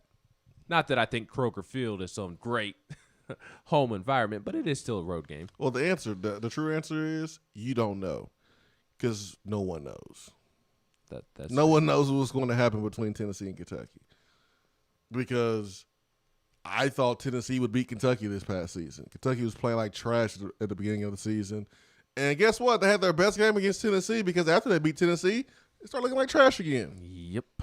Thanks, JG. So no one knows. That's the real answer. That's the real answer. But you're right. I know sometimes when you put in, when you are the expert and you are asked a question, the last thing you really want to say is I don't know. So you always want to give an answer. But the real answer is I don't know. Because no one knows. No one knows what's going to happen in the game. No one knows who's going to be hurt. What play is going to take place early that sets the team back or puts the team forward. Like, no one knows. So we don't know what's going to happen in the Tennessee-Alabama game? We know what's going to happen in the Tennessee-Alabama game. What about the Tennessee-Georgia game? I know what's going to happen in that game. So guaranteed wins on Tennessee's schedule. Yeah, I know what's going to happen in the Tennessee-Alabama game, Tennessee-Georgia game, and I know what's going to happen in the Tennessee-Bowling Green game, Florida, and the Tennessee game. Those 4 games, I know what's going to happen. What about the Florida game? I know what's going to happen in that game. So in all 5 games, I know what's going to happen. And 2 of them are wins. Correct. And then there's South Alabama on November 20th. I know what's going to happen in that game. What about November 27th against Vanderbilt? I don't know what's going to happen in that game. I think that's a win, but it's not a guaranteed win. Yeah, I don't know. I don't know what's going to happen between Tennessee and South Carolina, Tennessee, Kentucky, Tennessee, Missouri. I don't know. I don't know. What about Pittsburgh? I don't know. On my birthday. I do not know. I can say that. Ole Miss? I don't know.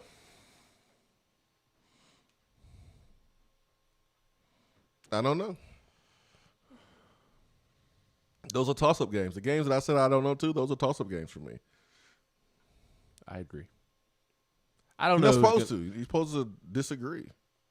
Well, I'm not. I agree with you, and I don't know how to answer Chip Payne's question. I don't know who's going to have more wins between Auburn and Tennessee.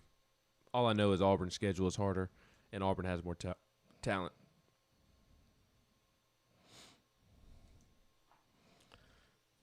So it could be, they could have a Gus Malzahn first year as a head coach, or they could have it could be absolute disaster. You just don't know. You just don't know. And Tennessee's offense, just like Mississippi State at the beginning of the last season, could take everybody by storm. For the first season.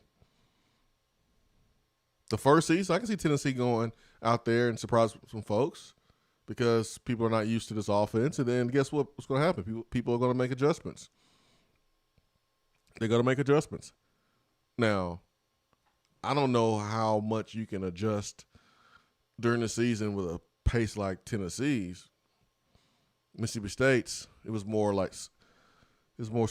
schematics and X's and O's. stopping Mississippi State and forcing those guys to do something else and force them to play to their weaknesses. Maybe people figure it out by game 4, maybe half of the season. Maybe it's going to take the whole entire year for Tennessee's opponents to figure it out and come back the second year and adjust. Remember when Paul Johnson entered Georgia Tech started off with some success. And then people started kind of figuring it out. And then he started stinking. He starts stinking a little bit. So I think we should ask Chris Lofton when he gets here at 9 o'clock if he thinks Tennessee or Auburn is going to win more games. I don't know why you like setting Chris Lofton up for the okie doke. Also going to ask Chris, do you think Pistol Pete Maravich would average 40 points a game in today's basketball? See, Brad didn't do this to Chris. Brad was a good host, made him feel welcome, made him feel comfortable. He's gonna get here. Brad doesn't make people feel comfortable. And he's gonna feel uncomfortable. He's gonna think it's an L-shaped ambush, man. Brad does not make people feel comfortable. We'll start with that. Brad's a great host. I don't know. Brad's armpits stink. Sits a little too close to you. I didn't smell that. Stares at your computer screen too much. Like, bro, this is my bubble. You're in my bubble. Get out of my bubble. Brad is just Brad. I don't know that I'm willing to say that he's a welcoming host. Hey, Chris wants to come back for a reason. Because I'm here. Notice how he's never come back when Brad has been here. Yeah, you might be right. This is the first time he's coming back to his house, and I'm here, and Brad's not. Yeah, you might have a point there. Sorry, Brad. Or you're the common denominator. Maybe. We can also ask Chris if he thought it was a good idea for Tennessee's coaches to go out and get Joe Milton, add a quarterback to the room, and what he thinks of the current quarterbacks. Yeah, he's going to be like, great. Great idea. 90s Vol said he is a Sox fan. I saw that. Yeah. He sucks. Matthew says, attaboy to Max Fulkerson. Yeah, Tennessee baseball with a walk-off win last night. 3-2 over Tennessee Tech, the Fighting Golden Eagles. I saw that. I saw the highlights. Midweek games are so boring, especially this time of year. There are some positives to take away. There's no mullet funneling at the game? No, I didn't even see the Lindsey Nelson Legends. I didn't even see them. They was resting from probably hungover from the weekend. Too much mullet luging going on. How much money would it take for you to do that? Everybody has a price point. Remember that. You're right. Ugh. It was a boring baseball game, but there were some good things to come out of that game. Jason Rackers started on the mound. Tennessee's coaching staff was hoping to see something from him, and a little wild at times, but looked good for the most part. Sean Hunley looked like he got back on track.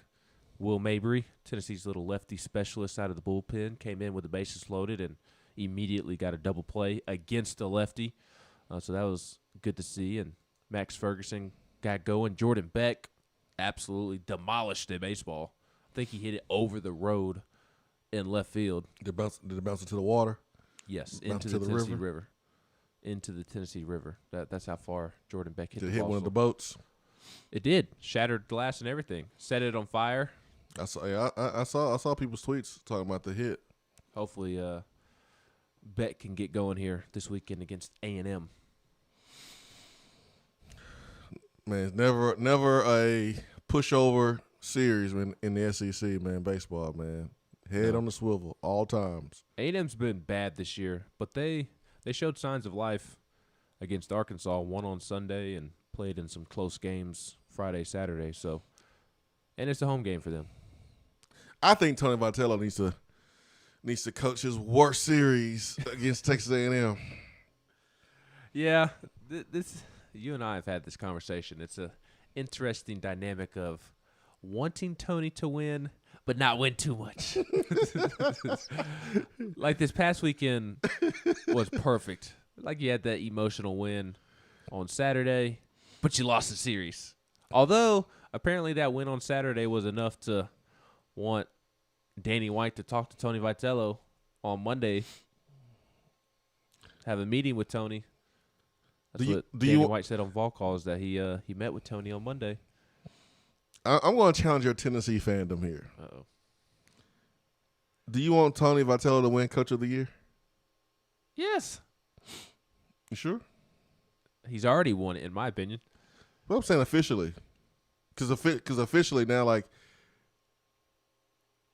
everybody's going to be probably wanting him. So, like, when Rick Barnes won it, it was like, oh, he ain't going nowhere. I mean, he old. And then he almost left for UCLA. He ain't going anywhere. Rick is retired. This is his retirement tour. He ain't going to recruit. He ain't going to do nothing. He's not going anywhere, but he did almost go to UCLA. You're right. But, like, Tony's young and stuff. Like, it's different. So, yeah, you cheer for the team.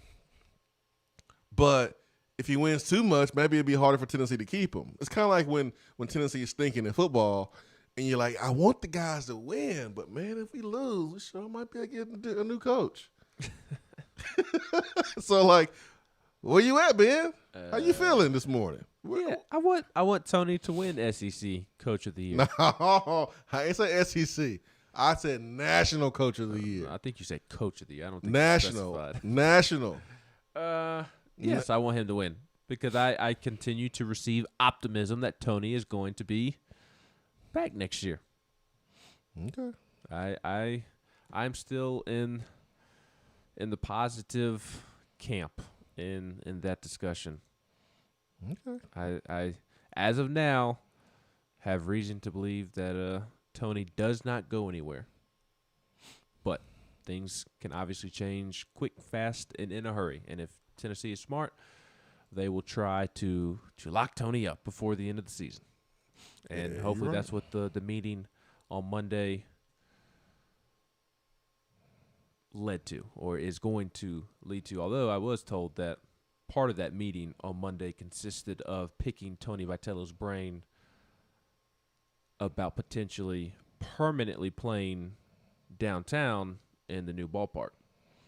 All I know is Danny White, I better see him walking in with a briefcase. I want pics of Danny White or video, him walking in with a briefcase. No. We need something better. We need video of a Brinks truck backing up. He's in Andy Holt Tower, isn't he? Do you know where that is? The tower in between Thompson Bowling and the communications building. You mean AD? In that where his office is? Well, it used to. That's where the AD office used to be, but Coach Fulmer's office was in the football complex, and I wonder if I know, don't roll your eyes over there. I wonder if Danny White took Coach Fulmer's office, or if he's somewhere else. Well, wherever it is, whether it's in the football facility, there's that little area out back by the dumpsters. I want to see video of a Brinks truck backing up, or either that, or I want to see construction trucks, just like a convoy, like a military convoy of construction cranes and bulldozers and all sorts of fun stuff, just headed straight towards Lindsey Nelson. Just from past experience, it takes a little while for the cranes to get here after you order them. Just saying. Not this one. It takes a while, man.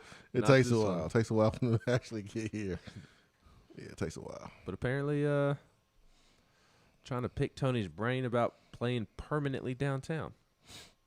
Well, I know a former player that works for Brink, so if we see him showing up, hey, we know it's on. We know it's on. I find the whole if you're Tennessee, I think it's smart to try to play downtown permanently because you're not going to build a brand new spanking stadium that's on par with the rest of the teams in the SEC. I want the drunk college kids, though. I know. Because all they can do is just stumble back to their dorm rooms. And that's why Tony is kind of uneven about it. Are they supposed to be doing that? What? Being drunk and stumbling back to their dorm rooms? It's like one of those things, it's like, we don't really want you on TV acting a fool and doing all that, but we kind of want it. So, like, do you want to play this beautiful, nice new stadium that really has a chance to be the best in the SEC as far as facilities-wise, home field advantage, home field, your home stadium. But are you going to have those same fans? And that's why Tony is indifferent about it. He does not feel strongly one way or the other because of that exact reason. He has said that publicly, that he wants the home field on campus environment. He wants what Tennessee created this past weekend to be every weekend. And I'm sure some of that would make its way over to the new stadium, but there is a different feel to a minor league stadium when everybody's rowdy compared to a college stadium on campus. But from Tennessee's perspective, you're not going to be able to build a shiny new toy on campus. So if you want to play in a stadium that's on par with the rest of them, the ideal thing to do would be to go play in the downtown stadium. Well, the ideal thing to do is to have a shuttle to take all those students that want to go to the game. You take them. The drunk bus. Exactly. I think they should do that because they do that with fraternities and sororities now when they have off-campus events, shindigs. When's the last time you've been to Nashville? Last time I went to Nashville was the day I was driving to the SEC tournament and it got canceled. How far did you make it? Did you make it I made it to Lebanon? What's that, Mount Juliet? Okay. So you didn't really get up in Nashville like that. I was close. You went in them guts. So last time I was in Nashville, I was downtown. I was in the guts of Nashville. I was downtown. And what I saw was a bunch of party buses, man. All these people on, bachelorette trips and things like that. Remember when the draft was here and they had the famous girls that were upset that they didn't know the NFL draft was downtown and basically ruined their bachelorette trip? Well, you should have a bus just like that, where there's drinks inside on the bus, and you haul the students from campus to the new stadium, and that way Tony gets what he wants. It works for both sides. Works for both sides. Works for both sides. Well, that's what I was saying. I've seen, and anybody who's been in a frat or a sorority know this, but they shuttle the fraternity boys and the sorority girls. They shuttle them off campus to events because they know they're going to be drinking. So I think you could do the same thing. Swain just ran to grab Chris Lofton. So while Swain does that, we are going to get to Vaughn Birmingham on the Iris Network's hotline before we get Chris in here. So Vaughn Birmingham, good morning. Hey, buddy. How are you? Doing good, man. Doing good. I was just going to call in and comment about this baseball stadium thing. The whole minor league stadium downtown is a great idea, but I can see where, you wouldn't want to play there all the time because you do take away that college atmosphere. I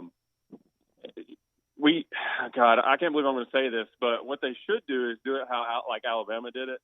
When Alabama was redoing their stadium, the team had to play down at the Met for I think it was a year or maybe a year and a half.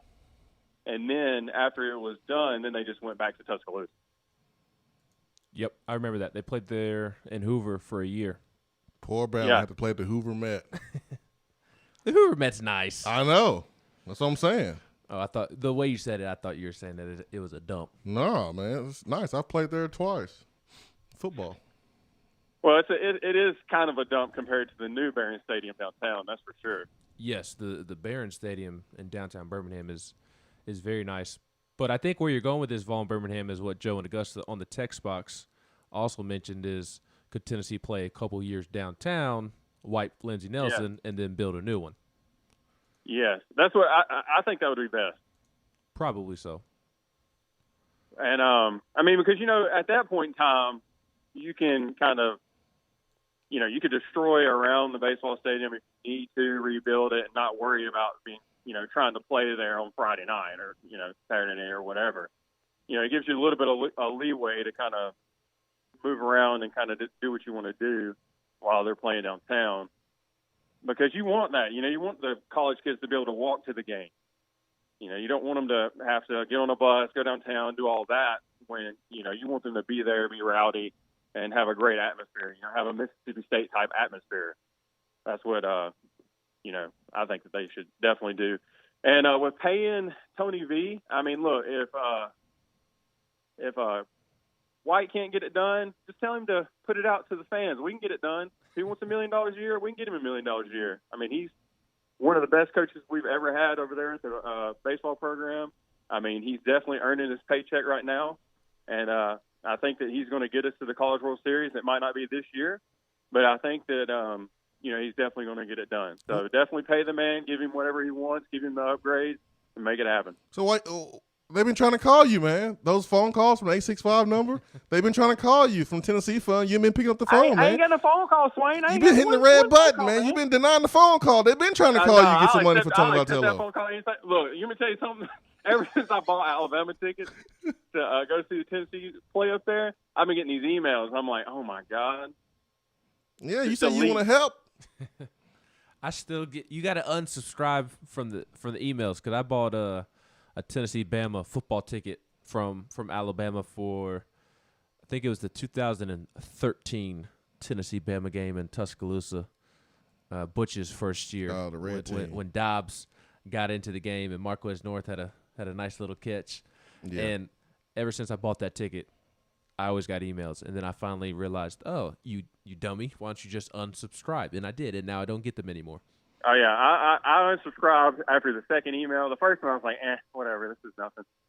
The second one, I was like, oh, hell no. Don't be sending me these emails. Oh, yeah. They send you a bunch. They send you emails about tickets. They send you emails about buying memorabilia and just all sorts of stuff. I'm like, get out of my emails. It's called follow-up, guys. Call follow-up.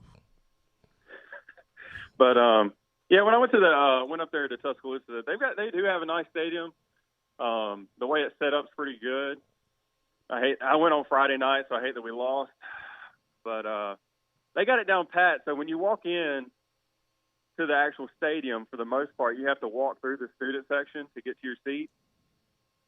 So, yeah, that's definitely an interesting thing to do, even during baseball season, walking through there, being a Tennessee fan, through the Alabama student section. Mm-hmm. Yeah, definitely wanted to fight a few people. No, I understand. I understand completely. Every time I see an Alabama license plate, somebody wearing Alabama gear, I'm ready to throw hands right then and there. I can't help it. I'm trying to tell myself, you're not a teenager. You can't do that. You're grown with like responsibilities and stuff. You can't be going around fighting folks. You're not Anthony Mason. You can't be doing that and get away with it. Or Charles Oakley. You can't do that. You can't fight people. But that's the first thing I think of when I see Bammers. I can't help it. Now it's time. Hour 3 is around the corner. When we come back, we'll be joined by Chris Lofton. We're going to put him right next to Ben. Right next to Ben. Try not to creep him out. Last time Ben missed Chris. Not this time. Chris is here, and he will join us. Coming up, don't go anywhere. Swain Event.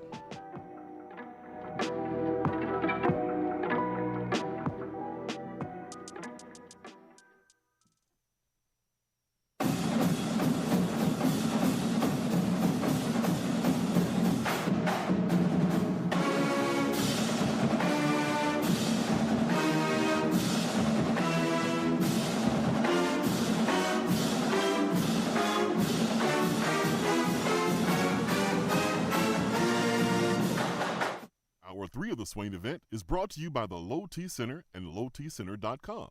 Do you know your numbers? Feel like you again. Let us help.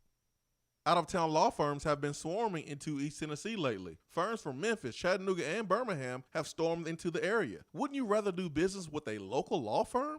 You know, a true neighbor. Marcos Garza and the pros at the Garza Law Firm are just that. They are our neighbors and friends that support local causes year-round. The Garza Law Firm works to serve you professionally on criminal matters, injuries and accident matters, and Social Security and disability filings. The Garza Law Firm is here for you at garzalaw.com. The Garza Law Firm. Let us help. Guys, your health right now is more important than ever. I recommend Low T Center. That's where I get my levels checked. It all starts with the annual wellness exam where they do a comprehensive health assessment exclusively for men, making it quick and easy to take care of your health. And now they offer monitored self-inject at-home testosterone treatment. Most insurance is accepted. Go to lowtcenter.com now to book your appointment and make your health a priority. Low T Center, reinventing men's healthcare. It's a new season, which means it's time to rep your team in new ways with gear from Game Time Sidekicks. Rep the Vols with every sip with a new tie-dye tumbler or bottle. They also have a new NFL Players Association product line, so you can support your favorite VFL on Sundays. Want to put your own flair on a tumbler? Game Time Sidekicks has you covered with options to add your own text or even a monogram on the back of your favorite team tumbler. To check out everything that Game Time Sidekicks has to offer, go to GameTimeSidekicks.com. Carry your team with Game Time Sidekicks. Hour 3 of the Swain Event is brought to you by the Low T Center and LowTCenter.com. Do you know your numbers? Feel like you again. Let us help.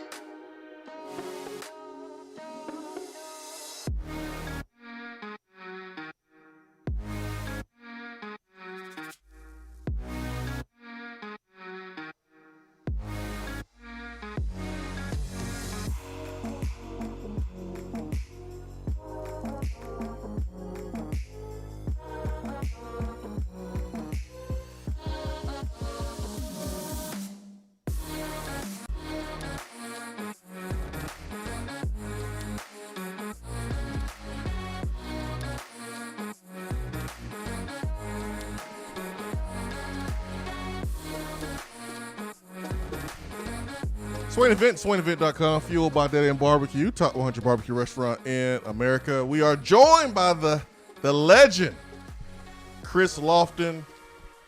I make him real uncomfortable when I call him the legend. That's because he's humble.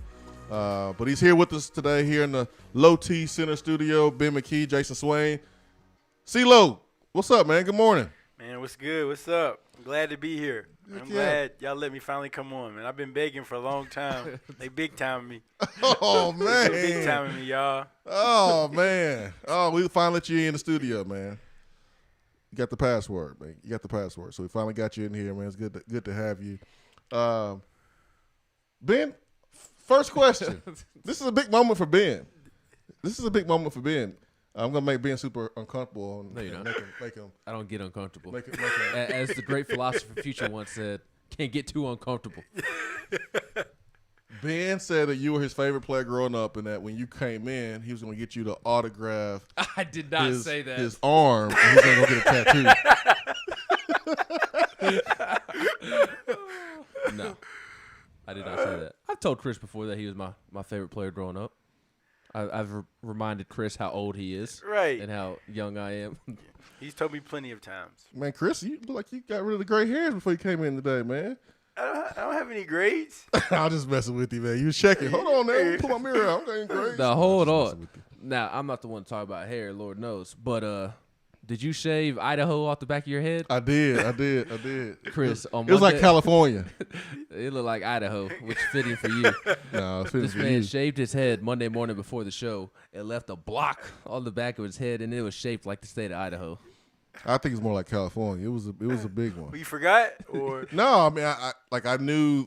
Like I did it at like 8:50 or not 8:50, but like 6:52, and I knew that no one's gonna see the back of my head. So as long as I had the front part straight, I was good to go. And I showed Ben. Ben he would have never picked up on it or seen it because of the way we sit. But during the break, I was like, yeah, man. Check this out. I forgot to shave all the way, and he saw. He's like, oh man, look at that. Man, calm down, man. Calm down. I'm about to shave it after playing it off like you did it on purpose. You did it on accident. No, I did it on purpose. I knew it was accident. It was accident. Dude, I've been shaving like this for what? How old am I? Like 20 years, man. I know how to shave without a mirror. I shave. So I know. After a while, you just kind of you feel around and make sure that there's no grass. So you don't feel anything. You know you're done. But I knew that it was something back there. But I knew no one else would be able to see it unless you go out to the store like you did that one time. Oh yeah, there was one time you went out. Yeah, one time to the big box store, forgetting about it. Yeah, one time I did the same thing. I shaved right before the show, and I forgot to go and shave after the show. I went to the store.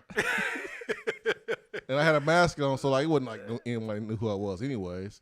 But they saw the back, though. They didn't see the front, but they saw the back. Yeah, Idaho in the back, too. They saw California, Idaho, Wisconsin, Indiana, Michigan. They saw all of that in the back, man. Champagne says Chris needs to autograph my big old forehead. Oh, man. That's gonna take a lot of market for that. I know. I got like Peyton size forehead. You gonna need a spray can. Autograph Chip Payne forehead. Goodness gracious. You're going to need like a mural to autograph his head. Chris, I'll ask you a question, man. When's the last time you talked trash in a basketball game? Never. Last time I talked trash in a basketball game? Like, are we counting like pickup game, or are we talking about real? Like real basketball game, referees, like. Man, I mean, let me think. Like real trash. Because, like, no one will really see you as, like, trash talker. Trash talking. I remember one game in Tennessee. I started talking trash for no reason, Swain. You know what I'm saying? For no reason. And I ended up having the worst game ever. So I was like, you know what? I'm going to keep my mouth shut from around now. I think I missed like 2 free throws. I missed my shots. I was like, that's just not my game, Now, like, if we're playing like pickup, I'm good at that. Trash talking a pickup game, that's fine. But, like, I've learned between those lines, if there's real referees, I'm just going to play. And that's it. What happened? It's bad luck. What game was it? What'd you say? I can't remember. That's how bad the trash talk was? Yeah, it was. It was bad. You don't even remember? I said, what did I say? Nothing like crazy. What trash talk do you encounter? Now, but I will say this. I like when people trash talk me. That gets me going. You know what I'm saying? Like, that gets me going. Like, I love it. Even, like, in workout drills and stuff, I'm like, talk bad to me. You know what I'm saying? Talk bad to me. Cuss me out. Say something. You know what I'm saying? And that gets me crazy. And some of my friends be like, something's wrong with you. Who likes that? I was like, it just gets me going. Would you be okay with someone doing the John Henderson pregame ritual with you to get you going? What's the John Henderson pregame ritual? So John Henderson played defensive Why don't line we just here. show you? Yeah, Ben will show you. So John Henderson used to play defensive line here at Tennessee. He was a first-round pick. And he went on to play with the Jacksonville Jaguars. And before every game, he would get someone in the support staff, either the weight room staff or the equipment staff, to literally make them slap him in his face as hard as possible. Nah, I'm out for that. I'm good. You can't I'm do good that. on that. It's hard to shoot with a concussion. I'm gonna shoot on the middle rim. Here you go, Chris. Watch this. This Oh no, I can't do that. Nah, you can't smack me like that. Nah, I'm good on that. Chris Lofton looks a little dizzy out there. He just dribbled the ball right out of bounds. You don't want to get slapped.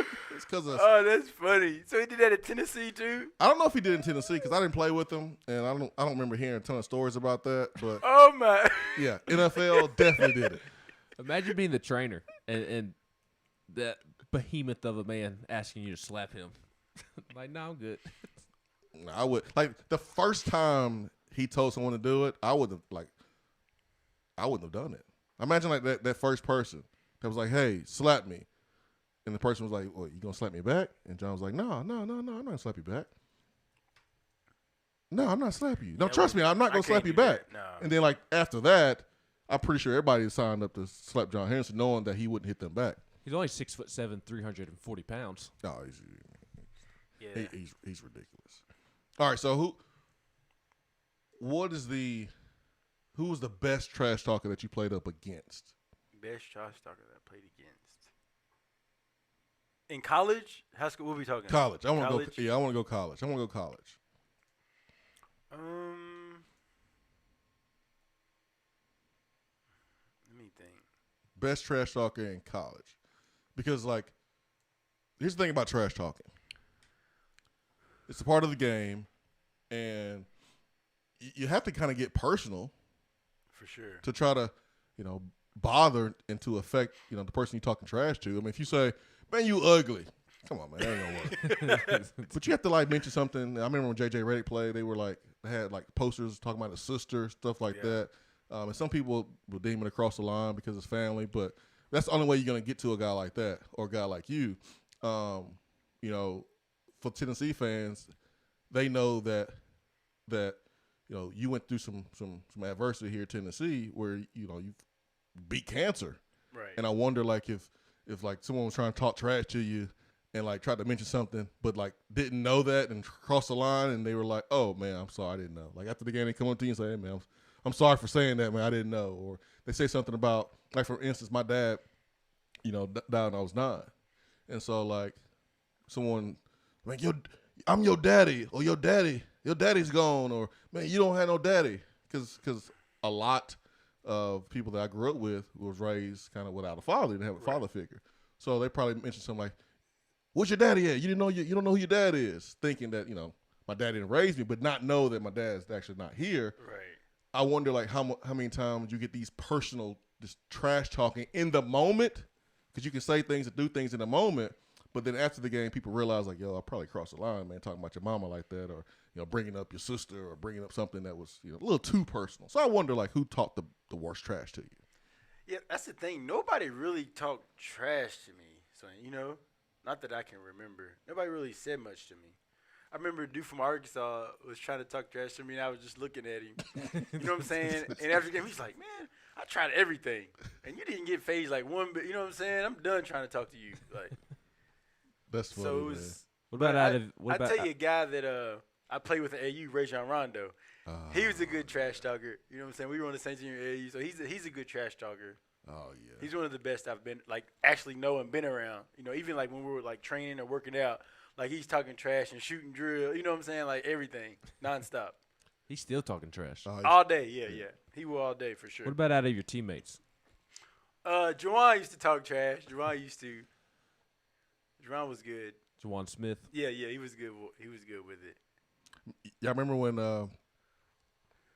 Kevin Garnett was talking trash to Carmelo and mentioned Lala? Yeah. Yeah, Melo ready. Like Kevin Garnett really crossed the line talking about Carmelo's wife. Yeah. And that's an example I'm talking about. Yeah, like, yeah. whoa now. Whoa. And I think like Carmelo was waiting outside the locker room after the game. Melo like, wasn't even ready to play ball. He was done playing ball. like Melo Don't was talk about my wife. unlaced the cleat, unlaced the shoes, just put on some street clothes. We throwing hands. We fighting. So that's what I was talking about. Kind of example like that. Florida fans were ruthless. They were kind of reckless. They were talking about my mom. Oh no. KG called Lala a Honey Nut Cheerio. Yeah. Then she, Dude. Yeah, that's what he said. He tastes like. Yeah, She tastes like Cheerios. Yeah, that's what he right? said. Yeah. I was like, man. Yo, them fighting words. we gotta fight. Because if I don't fight you, like my wife gonna look at me sideways. Like really? During the game, Swain, you gotta fight. You gotta fight. We gotta fight. You go home and your wife was like, you gonna ain't let him say talk nothing. about me? You ain't do nothing, huh? You don't let him just talk about me like that. And then your son, what if your son grew up and hear that you ain't do anything, calling your mama that and saying that to your mama? My dad ain't nothing. My dad a sissy. So you gotta fight. You had no choice. You got to throw hands. So he had to meet him at the bus. Got to. You got to meet him at the bus, man. You have a choice. You have a choice, man. KG built different.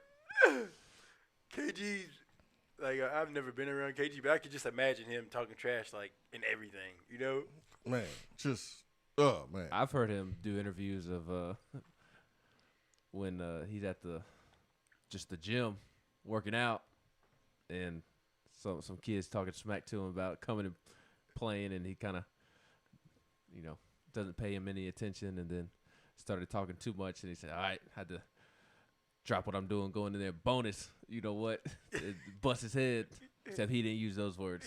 He used words Garnett is different. Yeah. Garnett is different. One thing that was really cool about that basketball, football, or relationship in school, and we talked about this at lunch last week at Dead End, is it reminds me a little bit of like the athlete rapper relationship. Like all rappers think they can hoop, and then all basketball players try to rap. Remember like Kobe rapped, Allen Iverson rapped, Shaq, actually sold some records rapping. Like athletes think they can rap, and they all rap right now. They all post music to SoundCloud. And there's only a few of them that can actually do it. Like Damian like Lillard's really worth it. But Swing, I never thought I was, but I thought I was a quarterback. I still think I can be quarterback. You still got an arm? Yeah, I still got the arm. In high school, you played quarterback? No, receiver. But I just, my dream, just. Well, you said after I was just making a case like you said. Basketball players want to be rappers, but not me. I wanted to be a quarterback. Well, all receivers want to be quarterbacks. Yeah, that's true too. And quarterbacks want to, they want to be a receiver for like 5 minutes, and then they realize, I get these perks and privileges being a quarterback. I'm a stinking quarterback. So like you see receivers like, come on, throw it to me. They run the routes, and then you see receivers thinking they can throw it, trying to convince the coaches to let them throw the double pass. Yeah. So we did that in high school. You did? Yeah. So you threw the double pass? Double pass, reverse pass, all that. Do you talk since you wasn't a big trash talker on the court? Do you talk trash to Kentucky fans because you live in Lexington? For sure, absolutely. Now that Rick Barnes over the last couple of years has made Coach Cal his daddy. Oh, absolutely. Or his son. He's been Coach Cal's daddy. All the time. Yeah, definitely all the time now. Living there and being just surrounded by all that UK blue. Did you talk trash more this year, even though Tennessee didn't do what they're supposed to do from just as a complete team and getting to the tournament and doing damage in the tournament. Kentucky didn't even get to the tournament and they were terrible. Like, did you talk trash more this year than in years past? Because this is like the first time I've ever seen Kentucky stink this bad. Not really. I mean, I talk trash about Tennessee all the time too. I got a lot of UK friends. Gotcha. Especially the place I go lift. It's like a physical therapy place, so it's diehard UK. So I wear my orange in there, and so it's nonstop talking trash. And no one can say anything to you because you busted Kentucky's butt when you played. That's the thing. Well, apparently they do call Chris and ask him if they want to go to McDonald's. Oh yeah. Yeah, that was one of my good friends. He's a diehard UK football fan. Like, I mean, he's like I would say he's loyal to UK football. Like, he's a basketball fan, but not like football. Like yeah. Him and his dad had tickets for like 25, 30 years, and they go. Kentucky's 1-9. Like they go. That's why I said they diehard fans, and he's the one who told me about it. I didn't even know. And I was like, he was like, let's go to McDonald's. I'm like, for what? I mean, I'd be good. I haven't been in a long time. You know, I would like give me a double cheeseburger, orange hot tea, some fries, and some nuggets. That'd be good. He's like, you wasn't supposed to say that. I was like, what are you talking about? Yeah, I was like, what are you talking about? He said, you didn't see it? I was like, no, because what it was, I had been off social media for like 3 or 4 days. I had to take a break, and I didn't see it. Cleansing. Yeah, a little cleanse. Yeah, man, which is very healthy. Need a social media cleanse. So, enough of the easy stuff, Chris. Time to get some hard-hitting questions. What was missing, man, with this Tennessee basketball team, in your opinion? What was missing, man? You know, you've played a lot of pro ball. You've seen a lot of ball, played at a high level. What was missing for this basketball team, you think? I think this year we didn't really have that big threat from the outside. I think teams played us for, driving to the basket. Keon and Jaden, I feel like if they said we can keep them, under their averages, we have a great chance to win. And I think that's what slowed us down. But, this next year, I think we've got some great pieces coming, so it should be exciting basketball season for us. I mean, bro, like I've always wanted to see more freedom and more power be given to the student athletes, because they put in so much work, and they get to a school, and if you want to transfer, the coach can determine where you go. Like, I understand saying, all right, well, we don't want you to go to a rival. I understand that. But then when they start saying, you can't go to Louisville. Like, if someone wanted to transfer from Tennessee and they wanted to go to Louisville, even though it's not in the SEC, well, it's a direct recruiting area for us. So you would have coaches block players from going to certain schools, even though it wasn't in the same conference, but because they recruited against those teams in a major way, they would block those kids from going to that school. And I always hated that. But now a kid can transfer anytime and go anywhere they want to and sit out. And I really feel like it was a good thing for them to do. But I don't know how I feel right now, man.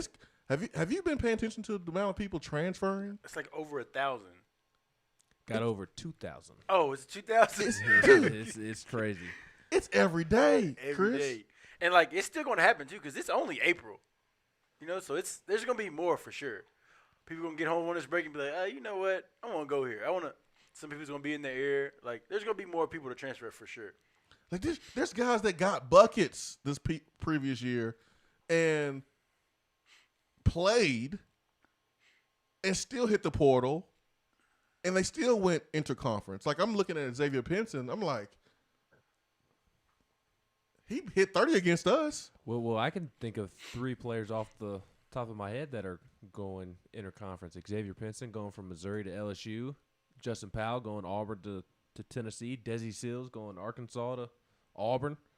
I mean, it's happening like crazy. I feel bad for the mid-majors more than anybody, because like yesterday, Coastal Carolina's best player entered the portal, and he was they played in the A-10, I think, the Atlantic Sun. I don't know. He was their conference player of the year, and he's like the 5th conference player of the year in a mid-major league to transfer, because these guys are balling out in their league, and now they're thinking, okay, I can go play in the SEC or the Big 10, the Big 12, and they're transferring. So I feel bad for the mid-majors. Kellen Grady at Davidson, balling out, getting buckets, and okay, he goes from Davidson to Kentucky. So I feel bad for the mid-majors more than anybody, because they have these Steph Currys come through. I wonder if Steph Curry would have transferred when he was coming up. Right. Does he stay and make that run with Davidson? His brother transferred. Yeah. His brother went from Davidson to Duke. That's right. So, Seth went to Davidson too? I know he transferred in from he was at Duke. A smaller school to Duke. He didn't go to Duke at the beginning. I thought he signed with Duke. I don't think he did. I think he transferred. Yeah, he was a mid-major too first. Yep, Liberty. Liberty. There it is, Liberty. Yeah, Liberty. So, yeah, he transferred in. Yeah. So that's who I feel bad for. I feel bad for the mid-majors. Yeah, this is going to be the last year they do it, right? This is just for this year circumstances. Because they can't keep doing this. You can't keep doing this. They are. They're everybody's going to have a one-time free transfer. So if you wanted to transfer after your freshman year, you could have gone anywhere without penalty. And then if you wanted to transfer a second time, that's when you would have to sit out. Oh, but by so that this- point, you're okay. probably a graduate, and you could be a graduate transfer as it is and not have to sit out. It's the wild, wild west. It's free agency. Man, right? Now, Tennessee's been the beneficiary this year because Rick has drafted a new basketball team. So it's benefited Tennessee this year. But you're seeing with the football team, it's killed the football team.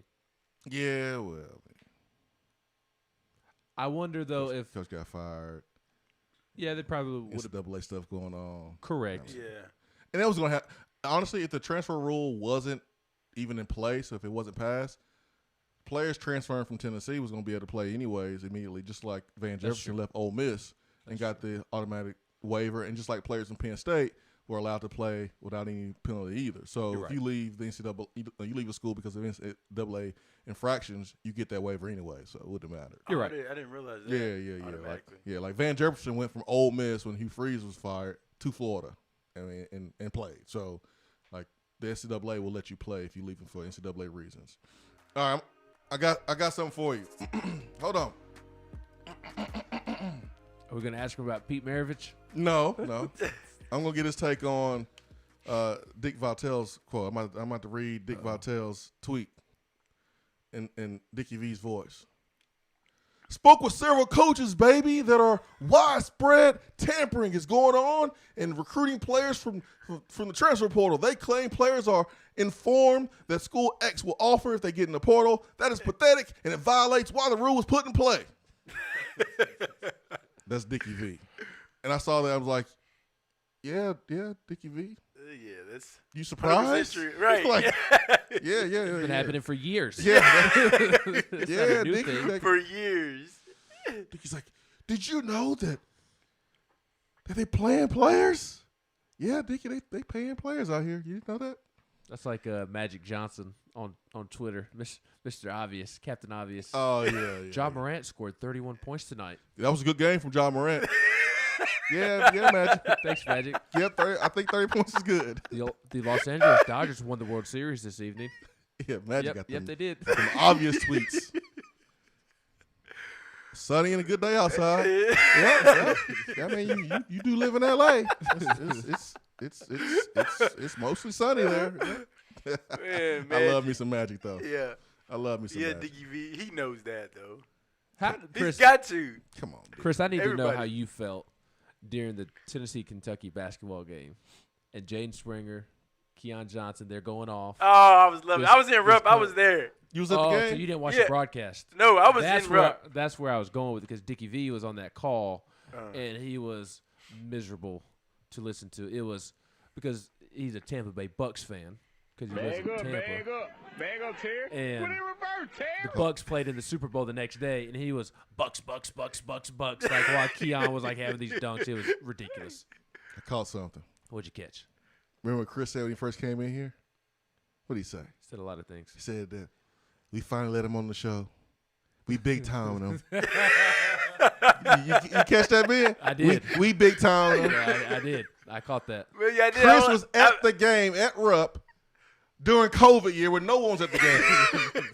That's how big time Chris is. I live in Lexington. I live right there. It was easy. But you're I not, live Kentucky, right there. you're not a Kentucky alum. You play for the enemy, and you busted Kentucky's ass. So you're from Lexington. You busted Kentucky's ass.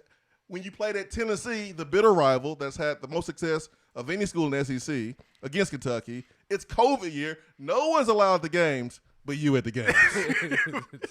You big time, man. No, I'm not big time. They had an extra ticket. They was like, oh, let me see if Chris wants to go here. Oh, we got extra one. Oh, let me call Chris last minute. Chris, you want to go to the game?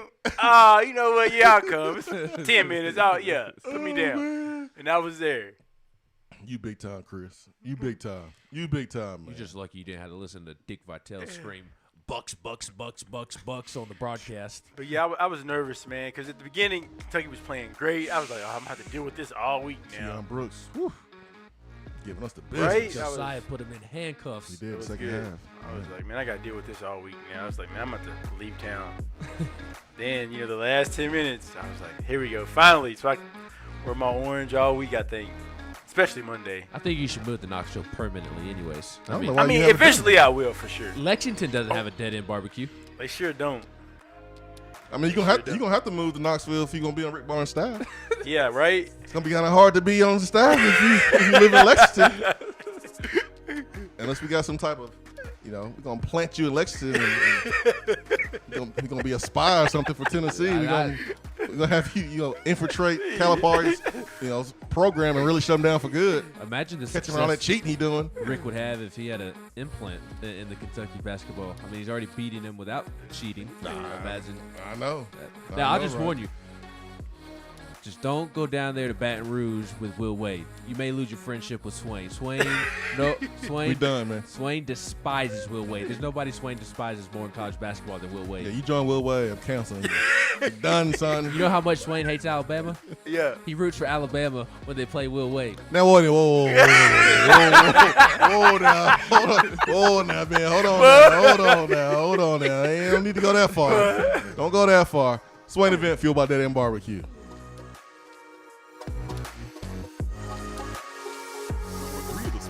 Is brought to you by the Low T Center and lowtcenter.com. Do you know your numbers? Feel like you again. Let us help. Out-of-town law firms have been swarming into East Tennessee lately. Firms from Memphis, Chattanooga, and Birmingham have stormed into the area. Wouldn't you rather do business with a local law firm? A true neighbor. Marcos Garza and the pros at the Garza Law Firm are just that. They are our neighbors and friends that support local causes year-round. The Garza Law Firm works to serve you professionally on criminal matters, injuries and accident matters, and Social Security and disability filings. The Garza Law Firm is here for you at GarzaLaw.com. The Garza Law Firm. Let us help. Guys, your health right now is more important than ever. I recommend Low T Center. That's where I get my levels checked. It all starts with the annual wellness exam where they do a comprehensive health assessment exclusively for men, making it quick and easy to take care of your health. And now they offer monitored self-inject at-home testosterone treatment.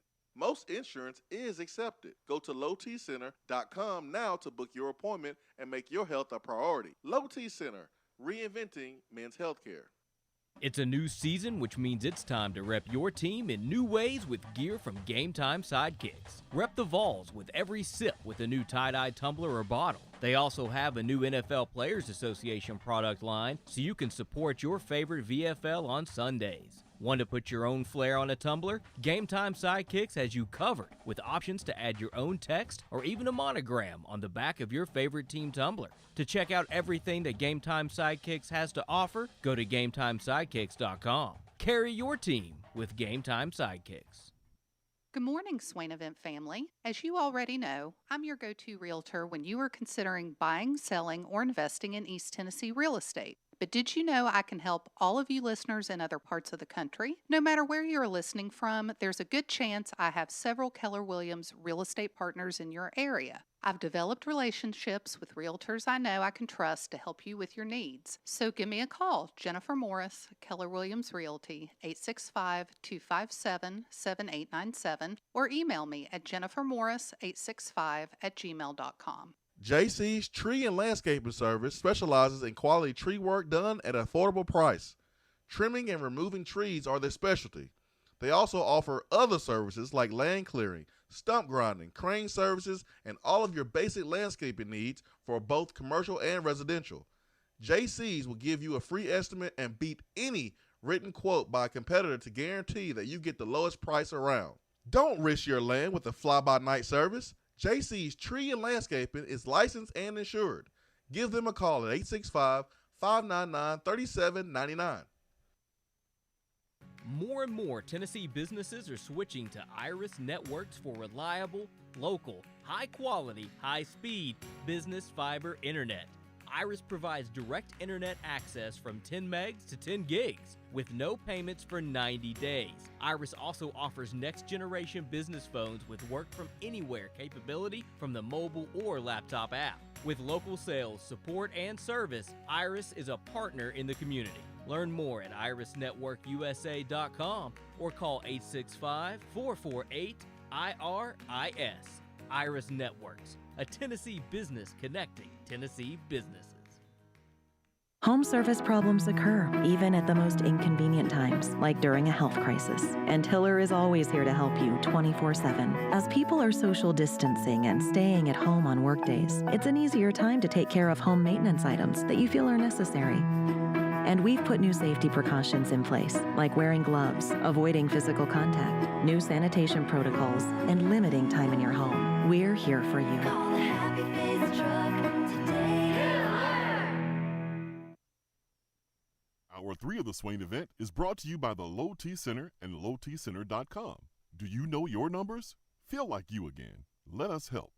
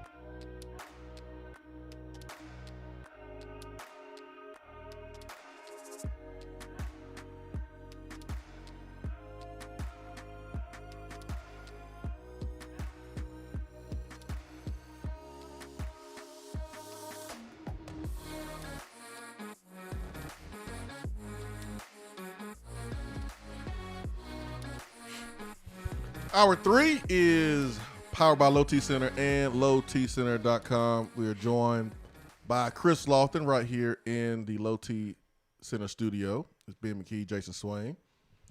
Chris Lofton. Hey, man, I ain't appreciate that all that you was doing before the break, talking about I was rooting for Alabama over Will Wade. I ain't appreciate You that. were. That's a fact. Disrespectful. That's a Man, fact. I was confused in that game, man. He was. You I found. was I asked conflicted. you. You found yourself rooting for Bama. I was conflicted, He man. hates Will Wade. I was over here. I was malfunctioning over here, man, like a robot. Circus was smoking. I was like, I don't know who. I hate Bama. I hate Will Wade. That was a great game. That was tough, man. Yeah, that was tough. That was real tough right there. I had a question for Chris. Rick Barnes' era has been fun, full of a lot of great players. Who's been your favorite player to watch during the Rick Barnes era? Oh, let me think. How long's Rick been here? 2000 this was his 6th season, if I'm not mistaken. 14-15. His first team was like Robert Hubbs and Lou Evans and Armani Moore. He had Kevin Punter. Yeah, Kevin Punter. And then like that group went from Kevin Punter was cold. Yeah, I was about to Did say you run into him I overseas? definitely like KP. I haven't played against him, but he's doing real well over there. Yeah, he is. Yeah. And then that group transitioned into Grant and Admiral and Kyle Alexander and Lamonte and Bowden and Bone and then now this current crop of guys. Yeah, entering his 7th season. So yeah, he's been here. I like Grant's game for sure. KP. I like Lamonte. It's big shots. Bowden liked his dunks. All right, here you go. I think you're ready to be a coach, Chris. 'Cause you ain't answered the question. I think you're ready to be a coach. I said all of them. I know. Ben said I was looking for one player for you to like in Rick Barnes' era, and you named everybody. You are perfect to be a coach, man. You're a politician, I'm man. just giving you know what I'm saying, what I liked about You gotta love all. my You guys. gotta love all of them. Like, you feel me? I love all Did I my answer your kids. question, or did you just want one person? No, you answered it. You just saying that because you just saying that, man, because he's your favorite player growing up. No, You letting him off. You letting him off the hook. No, JP was my favorite. Oh yeah, right. Yeah, right. Tyler Smith was my favorite. Hey, T. Smith from the T. crib. Smith. Yeah, he's from the crib. Yeah, he's from the All right, crib. well, I remember the first time I saw Tyler Smith and I saw the the teardrop tattoo. I ain't know. Did you walk the other way? I ain't know the reason why he had it. I was like, I know the reason why people have it. I was like, Yeah. you sure we getting this dude? I mean, I don't know. I know the reason. People have them. I'm like, yeah, where I'm from, guys get teardrop tattoos. Got bodies. Yeah, because they took someone's life. But hearing his story, it was for his father who passed away. And Tyler Smith is one of the coolest dudes ever. For sure. Man, that's my guy right there. Good people. Yeah, that's my guy. All right, so since Ben is occupied, who's your favorite player under Rick Barnes' area? Rick Barnes' era. Who's your one guy? Swain. I got one. Mine's Lamonte Turner, man. He's from the crib. Red nose, pit bull. Yep. I like Lamonte. I like Tay. Nah, I won't put you on the spot. It's okay, man. I am going to put you on the spot with this question. You mentioned the Jordan Bowden dunks. Yes. Do you remember that Jordan Bowden dunk against Vanderbilt that he had? Absolutely. That one or the one Keon had this year? Ooh. Against Georgia. Ooh. Ah, man.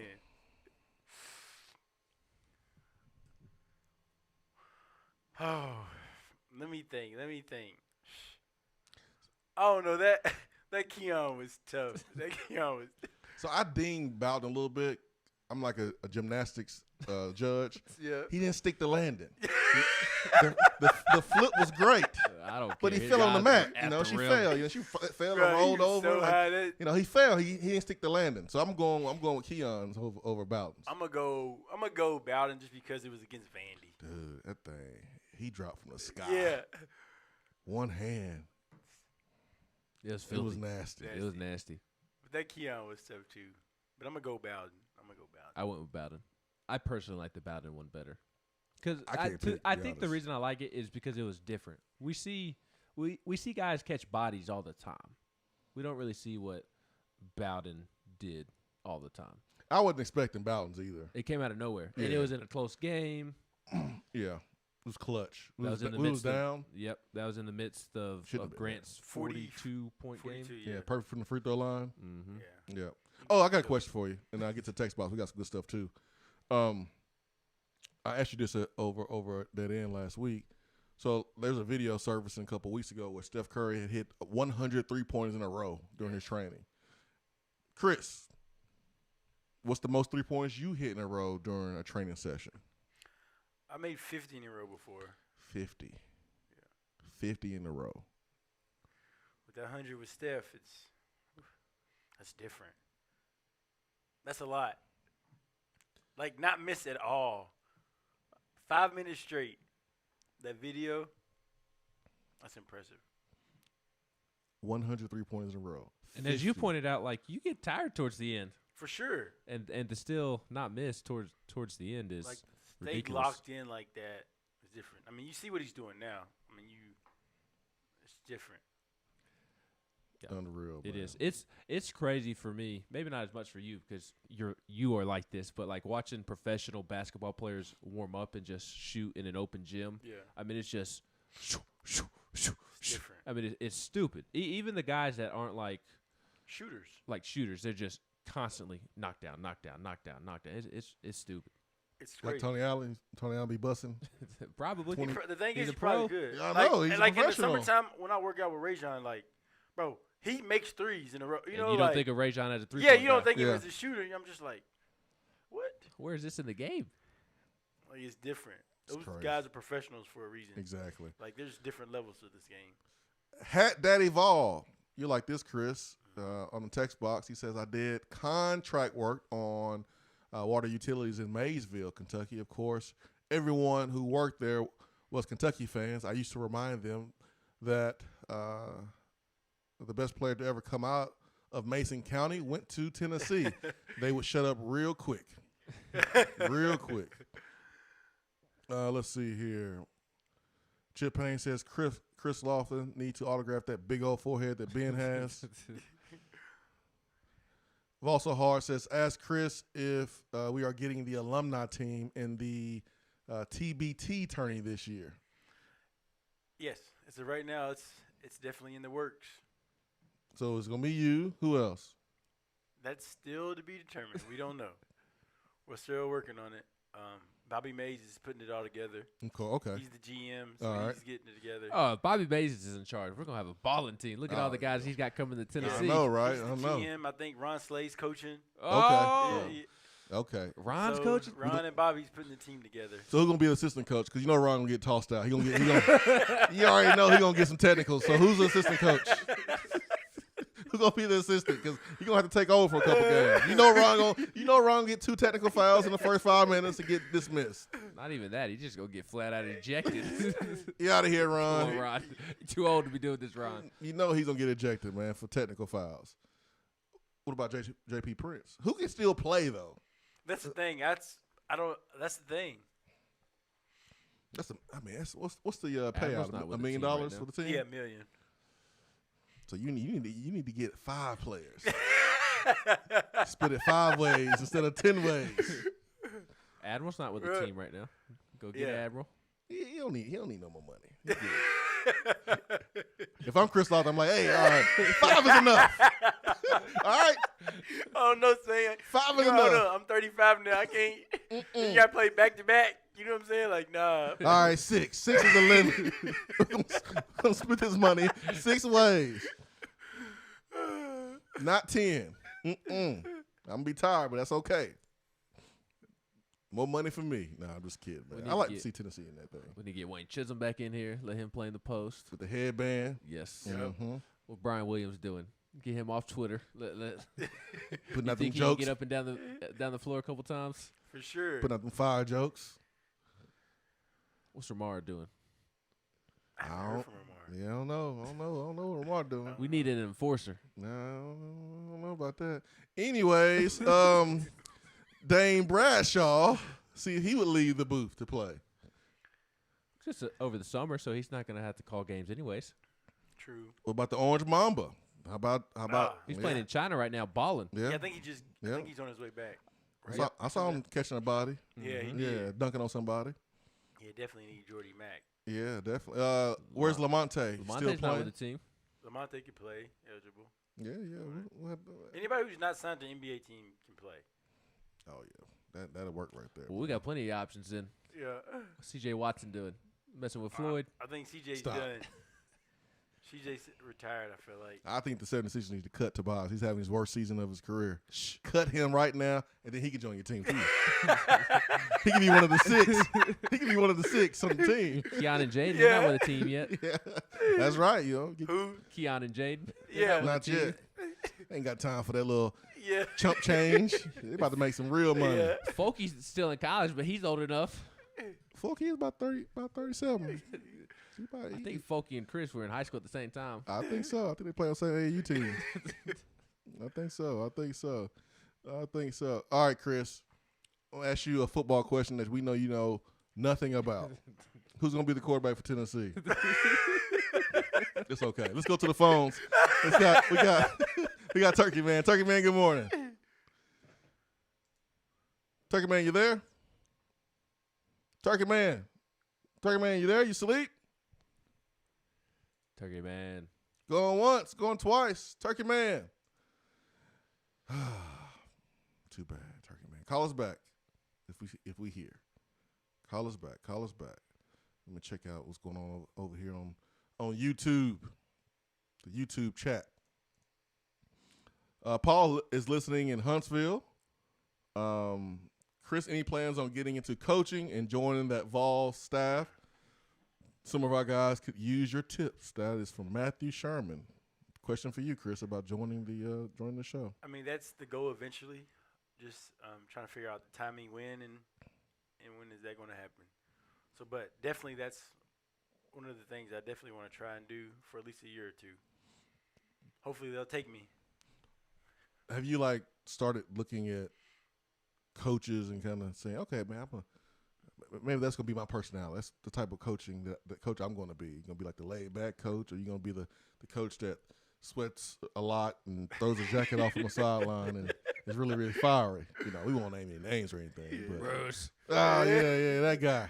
And so, I mean, because every coach has like their identity. Right. You know, so have you ever thought about like what kind of coach you will be, and maybe what type of temperament, personality that you would have as a coach? Because I mean, you laid back, man. Yeah, I mean, how laid back do you see yourself being, you know, as a player? Because I see like Marshall Henderson, who was not laid back as a player, but they show him on the sideline and like he looks like he's half asleep, but he's not. I mean, he's just super laid back now. So like, have you thought about that? I haven't. Like right now, my focus, what I do now, is when Tennessee's practicing, I go in there, and I'm just, you know, watching and learning. You know, or when sometimes I watch the assistant coaches, they'll do like their individual workouts. Yeah. So I watch them and different drills and different things they work and teach. And, you know, I love when the coaches, team will be working out, the team, and they'll Coach Barnes or one of the assistants will stop in like a learning point. So I make sure I'm all ears and I'm listening to what's going on. So right now I'm trying to soak it all in, you know, learn as much as I can and be around it just to see how, you know, how different coaches operate. You know, I love seeing different coaches. Matt doesn't even want you to finish your career because he's like, the timing is now. Damn, Matt, can Chris get another You saying bat? I'm old? Is that what you're saying, Matt? I'm 35. Is that it? He just wants you to be on the staff, man. I guess he just loves you that much. I want you to get another bag or two before you leave. Robbie says, joining the show at 9 a.m. is Fangirl Ben. That's right. Hey, man, I was fanboying it up, man. I used to watch Tennessee basketball all the time. You got to remember, football players want to be basketball players, and man, we used to. And basketball players want to be football players, right? Yeah. You know, Anthony Edwards and Jalen Suggs. You got guys like that love football, and man, yeah. So that relationship was always there between football and basketball. We had a couple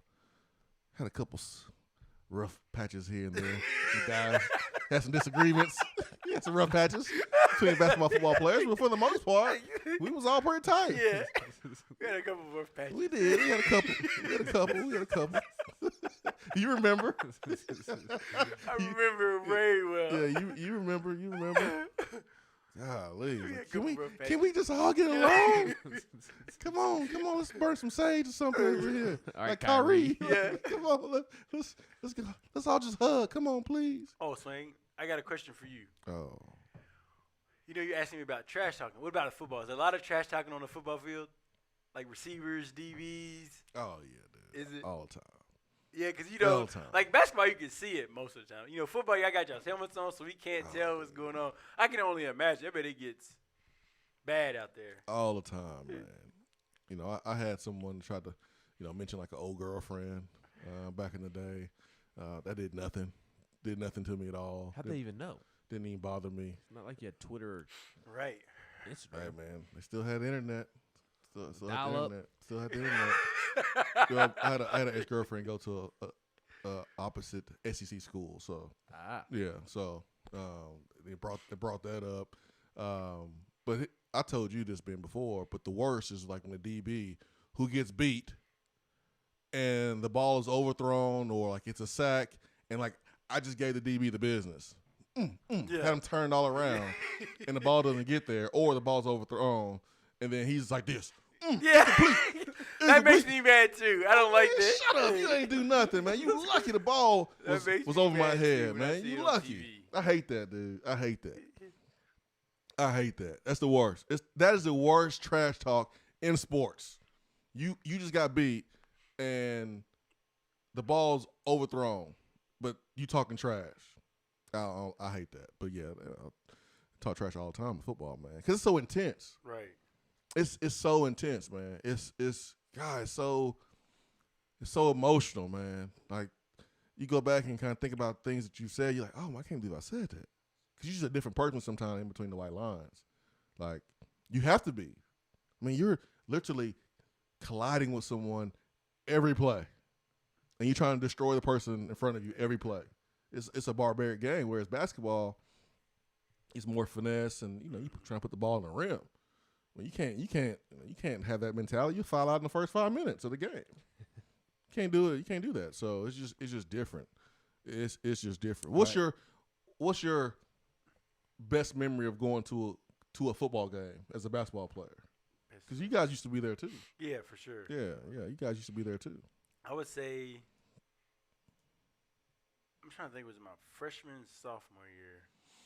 Because we always played Florida early, didn't we? 04. You talking about the 04 game? Maybe it was 04. Yeah, I think you was freshman. You was a freshman 04, right? Yeah. Yeah.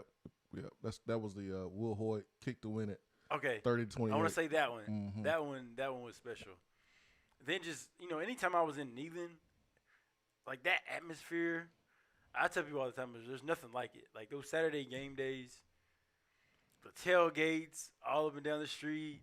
I remember like we would, play pickup that morning, depending on what time the game was, like practice, whatever it was. But like Bruce would let us out just in time for the game, to get showered, eat, and all that.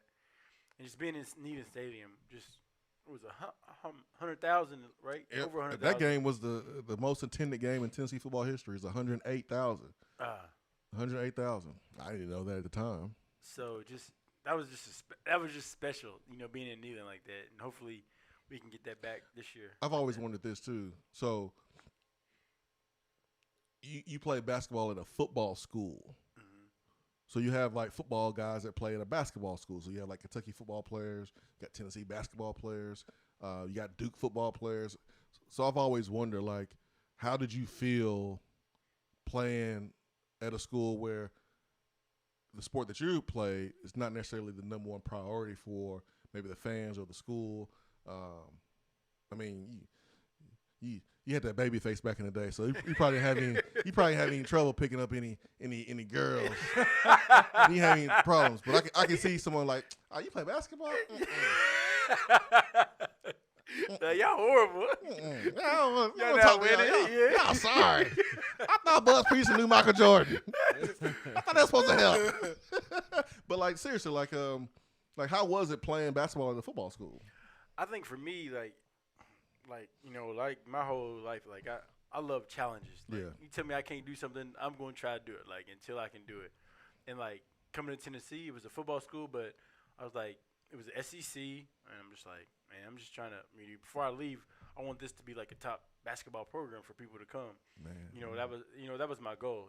My freshman year, that was my whole thing. Tennessee's always gonna be special to me because they gave me a scholarship. They took a chance on me. Nobody else would. Like D1. So it was different for me coming here and knowing that this was a football school. But and another thing, I love football, so it was right in my alley to come watch y'all play, watch on TV away games. So it was just special being here during that time. So what I got from that, it's your fault that people had to bring back Bruce Petition.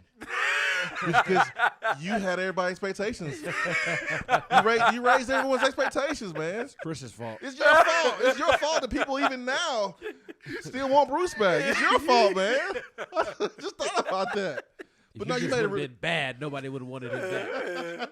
I just thought about that, like what you said when you left here. You wanted Tennessee basketball to be better. For sure. Dude, you did that. Like, the expectation that Tennessee has now is really because of how you played in your teams. Because, like, now people are like, oh, Rick Barnes, man. He can't even get out of the second round. I'm like, yo, there was a time when Tennessee wasn't even getting into the tournament. Right. And there was a time when Tennessee wasn't getting top players and, being mentioned on primetime television and having a national coach of the year. Like, yo, sure. But it's because of your teams that I think raised the bar for Tennessee basketball. Dude, is there a box named after you up there? Because like the arena, the renovations that Mike Hamilton did, that was because there was more excitement. There was more winning going on, and like you did exactly what you planned to do, like you wanted to do. That's pretty cool, man. It was, especially after like my freshman year when we were 13 and 17, and it was just bad. So that was a tough year, but You know, I gotta pay him double a time and a half. You know, after 10. You know, per minute because he big time now. But so playing wide receiver, and this is why receivers get called divas, and I've heard this so many times. And I can't say like I've felt this way before, but there's been time where receivers, the team would lose, but they'll have like 5 catches for like 135 yards and a touchdown, but they good. Like we lost, but I got mine. I mean, hey, man. I balled out. I caught some passes. I ain't that mad. I'm disappointed, but I ain't mad. Where in basketball, like, man, you can lose a game, and there's so many games too. Like you can lose a game, but man, if you drop 20 points and have a really good game, you ain't that mad. Do you see that? Do you see a lot of that? Like, right now? Just in your whole entire career. Oh, for sure. Like folks are like, hey, absolutely, all the time. I got mine though. I'm good. Yeah. See, I was all about wins though, man. I just wanted to win so bad, like I could have an off night. Would I be disappointed I didn't shoot good? I was off, but at the end of the day, we won. Yeah. But like if we lose and I play bad, it's bad for me. That's the worst. Imagine being that dude in the locker room while everybody's celebrating the win. You over there mad. Yeah, that's bad. Because you ain't get yours. You're selfish. Oh, dude, that's a bad look. That's a bad. That's a terrible look. That's a bad look right there, man. That is a bad look. Over there pouting, your lip poked out. Yeah. Bro, you about to go celebrate. You want to come? No. What's wrong? I'm good. Nothing. That's a bad look. Or terrible look. You lost, a devastating loss, but you over there. I dropped 30. Yeah. You over there happy, cheesing. Bro, you should be mad like us. Right. But you saw that he made some plays. He got it in. He filled up the stat sheet, so he happy. That's the whole thing about team sports, like that. The coaches have to manage, deal with. Teams have to deal with, and it's one thing to try to accumulate talent, but now you got to build a culture of like unselfishness, because everyone has their personal goals. Like everybody, how many guys on your team talked about going to the NBA? Did you have guys on your team that was like, hey, man, my goal is playing in the NBA? I mean, I think that's everybody. Right? Right? So, like, you have your individual goals. Yeah, you hope so. Yeah. Because that's what motivates you to go shoot in the gym when you're tired 12 at midnight or put in extra work. You want your players to have individual goals, but at some point, you can't let those individual goals compromise the goals of the team. Right. So, like, you gotta. That's something you got to deal with too. When you become a coach. No, for sure, man. So, been anything else, man? Yeah, I got 2 questions. I got a pen. You want Chris to sign? Where you want Chris to sign? Chris, where you want your autograph to be tattooed on me? Huh? Ben, want wrist, my forearm, yeah, my neck. I get a teardrop tattoo with like CL initials in it.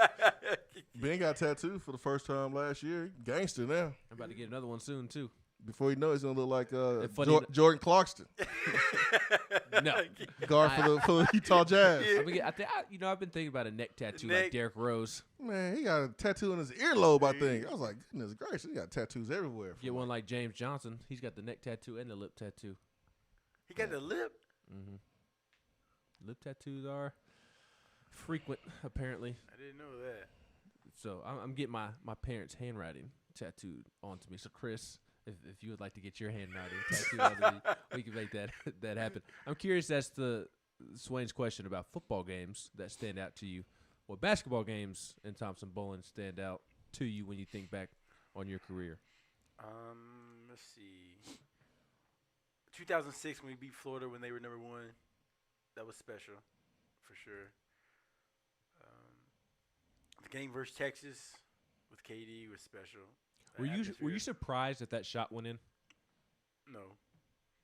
You felt like it was going in from the moment it left your hand? Man, every time I shoot it, I think it's going in. I know. I'm just looking at it like, this is the work I put in, What about that shot against Winthrop? I mean, you don't even have a good angle at the rim.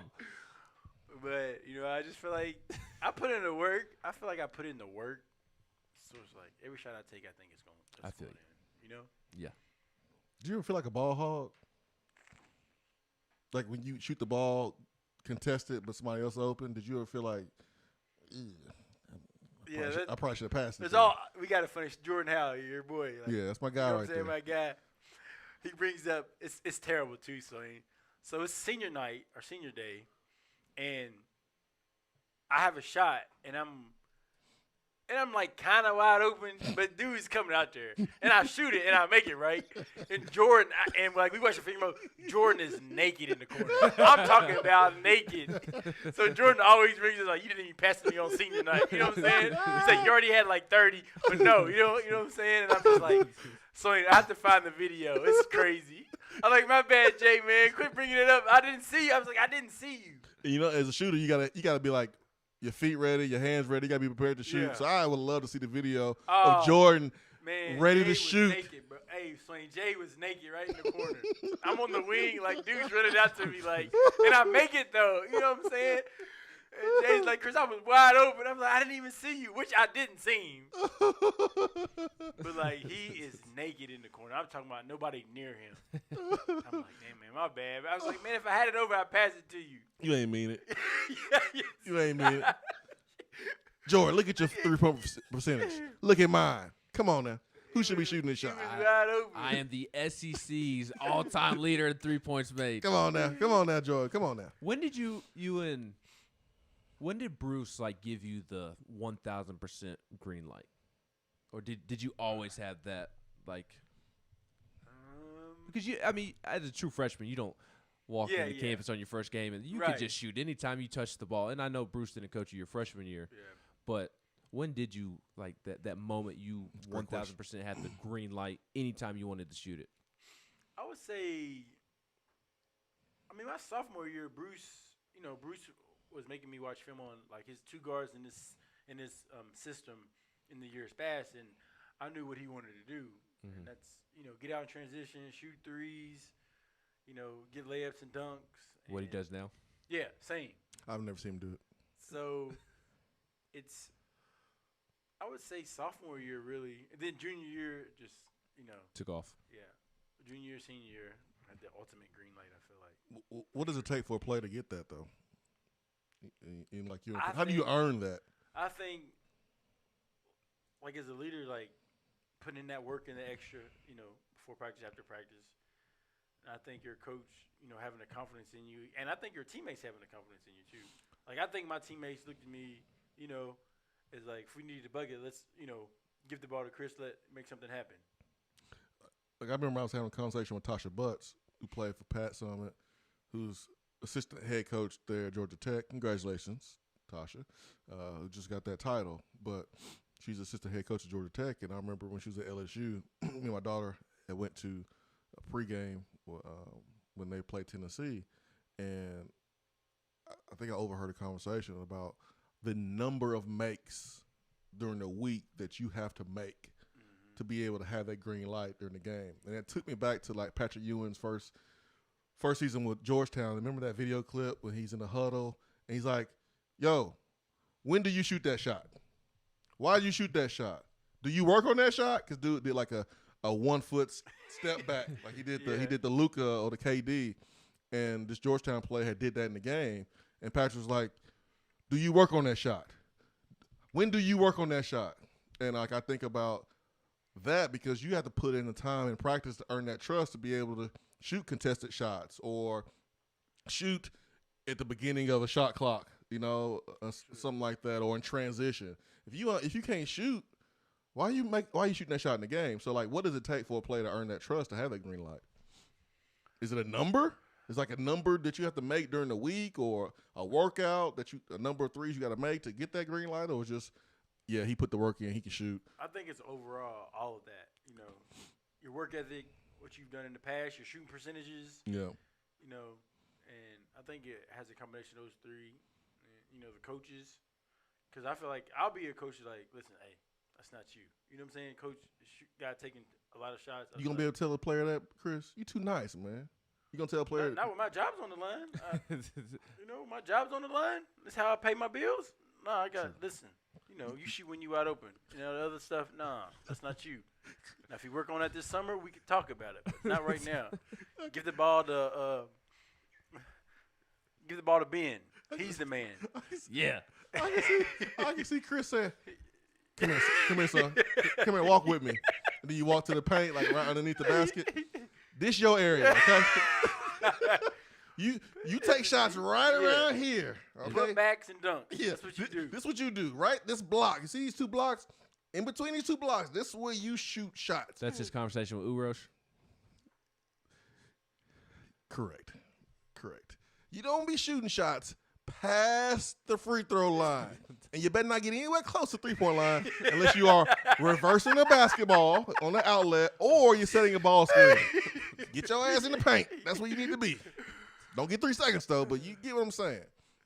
Man, I'm disappointing you, man. Why? That you did not ask this question. Well, I've got another question. All right, let me see if it's the one. I don't think it will be. Was there ever a time where the final play of the game was not drawn up for you?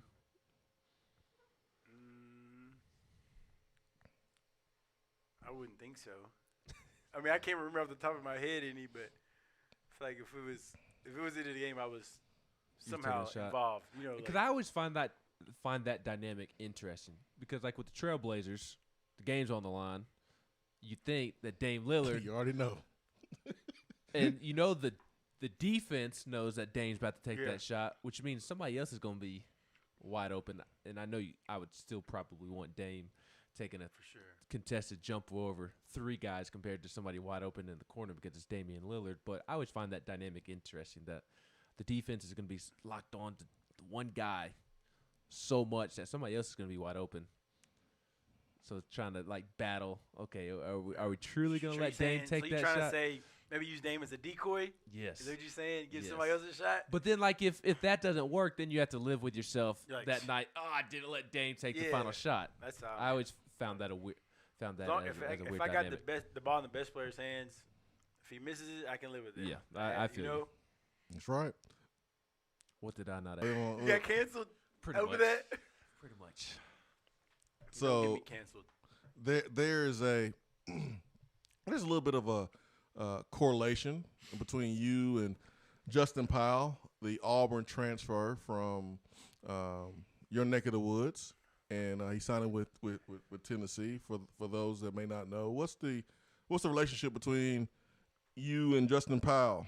The history there between you guys. So I'm good friends with Justin's mentor. And I actually met Justin, a couple times. I met him when he was in high school still. Remember I showed you that picture where he makes me look like a midget. Mm-hmm.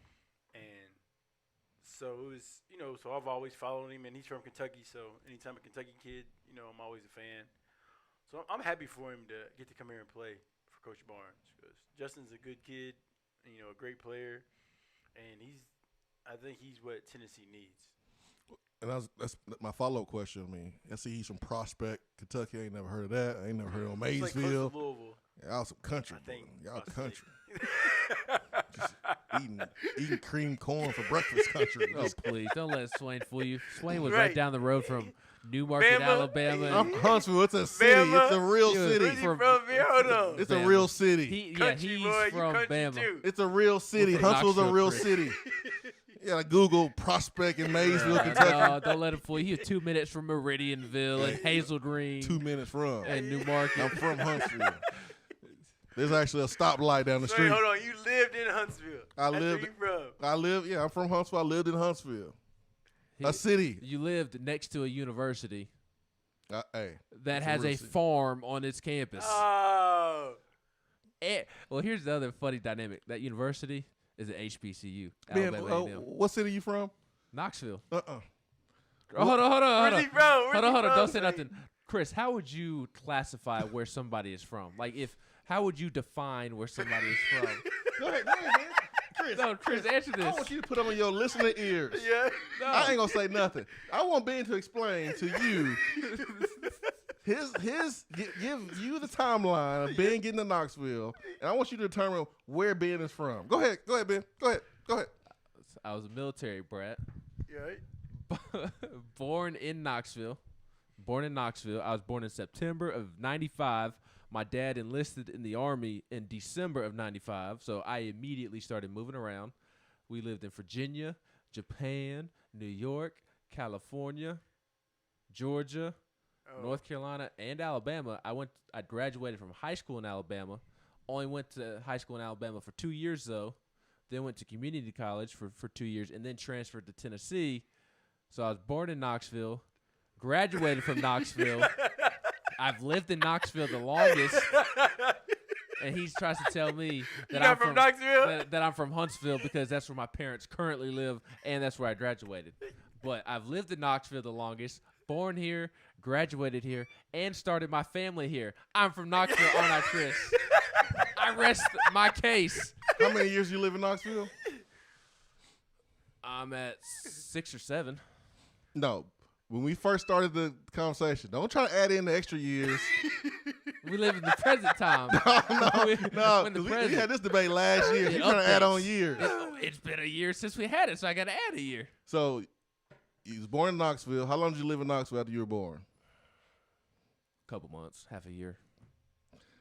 When did you come back to Knoxville? How old were you? It was January of 16. Yeah, January 16 was my first semester on campus. So you've been in Knoxville ever since? Yes. And you telling people you from Knoxville? Yeah, because I've lived in Knoxville the longest, and that's where I live now. See what I'm saying, Chris? You see what I'm saying? Chris, if you from Knoxville, you from Knoxville. I was an Army brat. I lived everywhere. You might not be from Huntsville. I lived in Knoxville. Well, then where am I from? I got to be from either of the two. I don't know, man. You're an orphan. Then from where I was born? I don't know where you're from, but you ain't from no Knoxville. How would you define where somebody's from? Where they've lived the longest or where they're born? That's what I would say. Both of those places are Knoxville. I rest my case. The Tennessee basketball GOAT said where so. You born, my case is over. Like, I'm from Maysville. I was born there. I lived there the most. I lived there 18 years. Oh, well. He's from Kentucky. Yeah. There's no debate there, man. Yeah. He's lived there for 18 years. I lived here the longest. Just like you've lived in Knoxville the longest, so now you're from Knoxville. Now I'm from Knoxville, yeah. Just like now I'm from When we Knoxville. had the conversation about where you were from a year or so ago, at that time, you from Huntsville. Well, it's updated. The facts have changed. Yeah, like your license plate still says Alabama. I don't have a license plate. That's my parents' license plate. So what city, when you get your mail at your not home in Alabama, what city is on the address? I don't get any of the mail. Well, what All city? my mail goes Since you want to make fun of Knoxville. where I'm from, how country Right. it is. What's the city on your parents' mail? Newmarket, Alabama. Newmarket, Alabama. Chris, have you ever heard of Newmarket, Alabama? I haven't. Exactly. I've learned this. We all from the country here. That's right. That's right. Proud of it. Jordan, it says Madison, Alabama. That's where he went to school. He went to school in Buckhorn, which is technically in Madison, but he's from Huntsville. By the way, Buckhorn's not in Madison. No, Bob Jones. Oh, Bob Jones. Yeah, Bob Jones. Yeah, Bob Jones. Yeah, Bob Jones. What was the name of your high school, Swain? Grissom. Yeah. So Ask Swain whose high school has more current MLB players and NFL players. Between who? Between me and him. Between Buckhorn, Go Bucks, and the Grissom Tigers, who, by the way, took an L to Huntsville High last night on the baseball field. I don't want to talk about it. I don't want to talk about Buckhorn does. That's who. You got a lot of MLB players? We got one. But one more than Grissom. It's his best buddy. And we got a starting fullback. He's the best fullback in the NFL. Who's also his best buddy. He paid him to come to his wedding.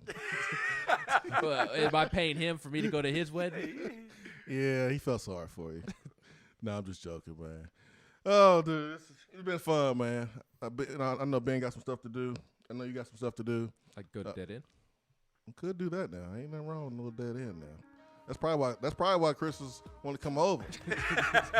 He knew we wasn't too far away from Dead End Barbecue. So yeah, I'm gonna hang out. What time they open? Come on, man. You Chris Lofton, man. Oh, I forget who I'm with. I'm with Benny. Nah. I forgot who I was with. My You bad, got y'all. tickets to the Kentucky game during COVID. I forget who I was with, y'all. They open right now. Just call them. You went to the Kentucky game at Rupp during COVID. You are more VIP than us. Last minute. You ever watch The Office? I haven't. Last minute means you even got more pool. It wasn't No, playing. it's true. It wasn't playing. They knew I lived in Lexington. They was like, Chris. Oh, we got extra left. You're the enemy, though. Anybody wants it? But you're the enemy. They still got in. I would have said no. Tennessee gave me a ticket. That's even no. more pool. No, I would have said no. I would have made sure you were not able to go into the Tennessee game. giving you a ticket on the road? That's how much pool you got. got that much pool. This is all you need to do, Chris. Ask Swain where he's going to be sitting at the spring game this weekend. I already know. He don't sit with the common folk. He sit up in the top. He doesn't sit with the peasants. Yeah, he don't sit with us. No. What do you us? You ain't sitting He in the don't sit peasants with either. us. He got to be up in the box where he don't go. What's the last football game you went to? Can't believe you, Chris. You got a billboard in Knoxville. You got a billboard. It was 2. Where'd you sit? You got a billboard, Chris. You remember the game I saw you? Oh yeah, we were. Yeah. We sat in this. We sat in the special seats. Oh, so where'd y'all sit? Tennessee Terrace. Well, here's what happened. Tennessee Terrace. I was downstairs. I said, Swain. No. And at first he was like, he turned his head. Then I just kept yelling, Swain. Then finally said, oh. And I was like, I'm with him. And he was like, come on. So I go up to the box. I forget what game that was. I think it was that South Carolina game? We won. It's South. Yeah, it wasn't. Oh, that's a shocker. Hey, bro, we can narrow that down real easy. It wasn't many of those games. It wasn't many of those games. We can narrow this down real quick. It was definitely South Carolina. He was South Carolina. I think it was. Yeah, we won. Because we was happy. Yeah, right? I was happy. Let's go. Yeah, I was happy. I was happy when I saw you. Usually, Play good. if I ain't happy, and I was there, the fact that I was still there means we were winning. Because I will leave. I ain't got time for this. Swain will leave. So you leave mid-game? Man, I ain't got time. I get too mad, man. My blood pressure can't take it. I get too mad. I be wanting to fight. Like That's Anthony why he Mason. can never go to a game at Alabama. No, I have to bail him out. I need the ESPN FPI to say 100% that we're gonna win. 100% for me to go. 1 year we are going to go down to Tuscaloosa for a Tennessee Alabama football game. We're going to do it 1 year. No time soon. Man, I would slap all kind of Harvey Updikes. Harvey Updike's dead. All types of Harvey Updikes. Can't disrespect somebody those who's crazy, in the grave. those crazy type of fans. I would fight Bama fans. They'll have one down there. Swain would end up in jail. Facts. Oh, that is funny. But I would be good because you know who I call? Marcos Garza. Chris Lofton. If he can get interrupted during COVID, he can bail me out. That's for sure. All right, that's our time. Swain Event fueled by Dead End Barbecue. Dead End is closed, but Chris is probably going to be able to go in and get him a plate.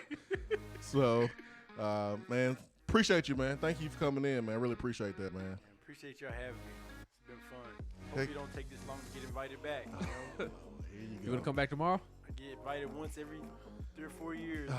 You want to come tomorrow? Whenever y'all need me. Trying to get you up with the, I got something to do tomorrow.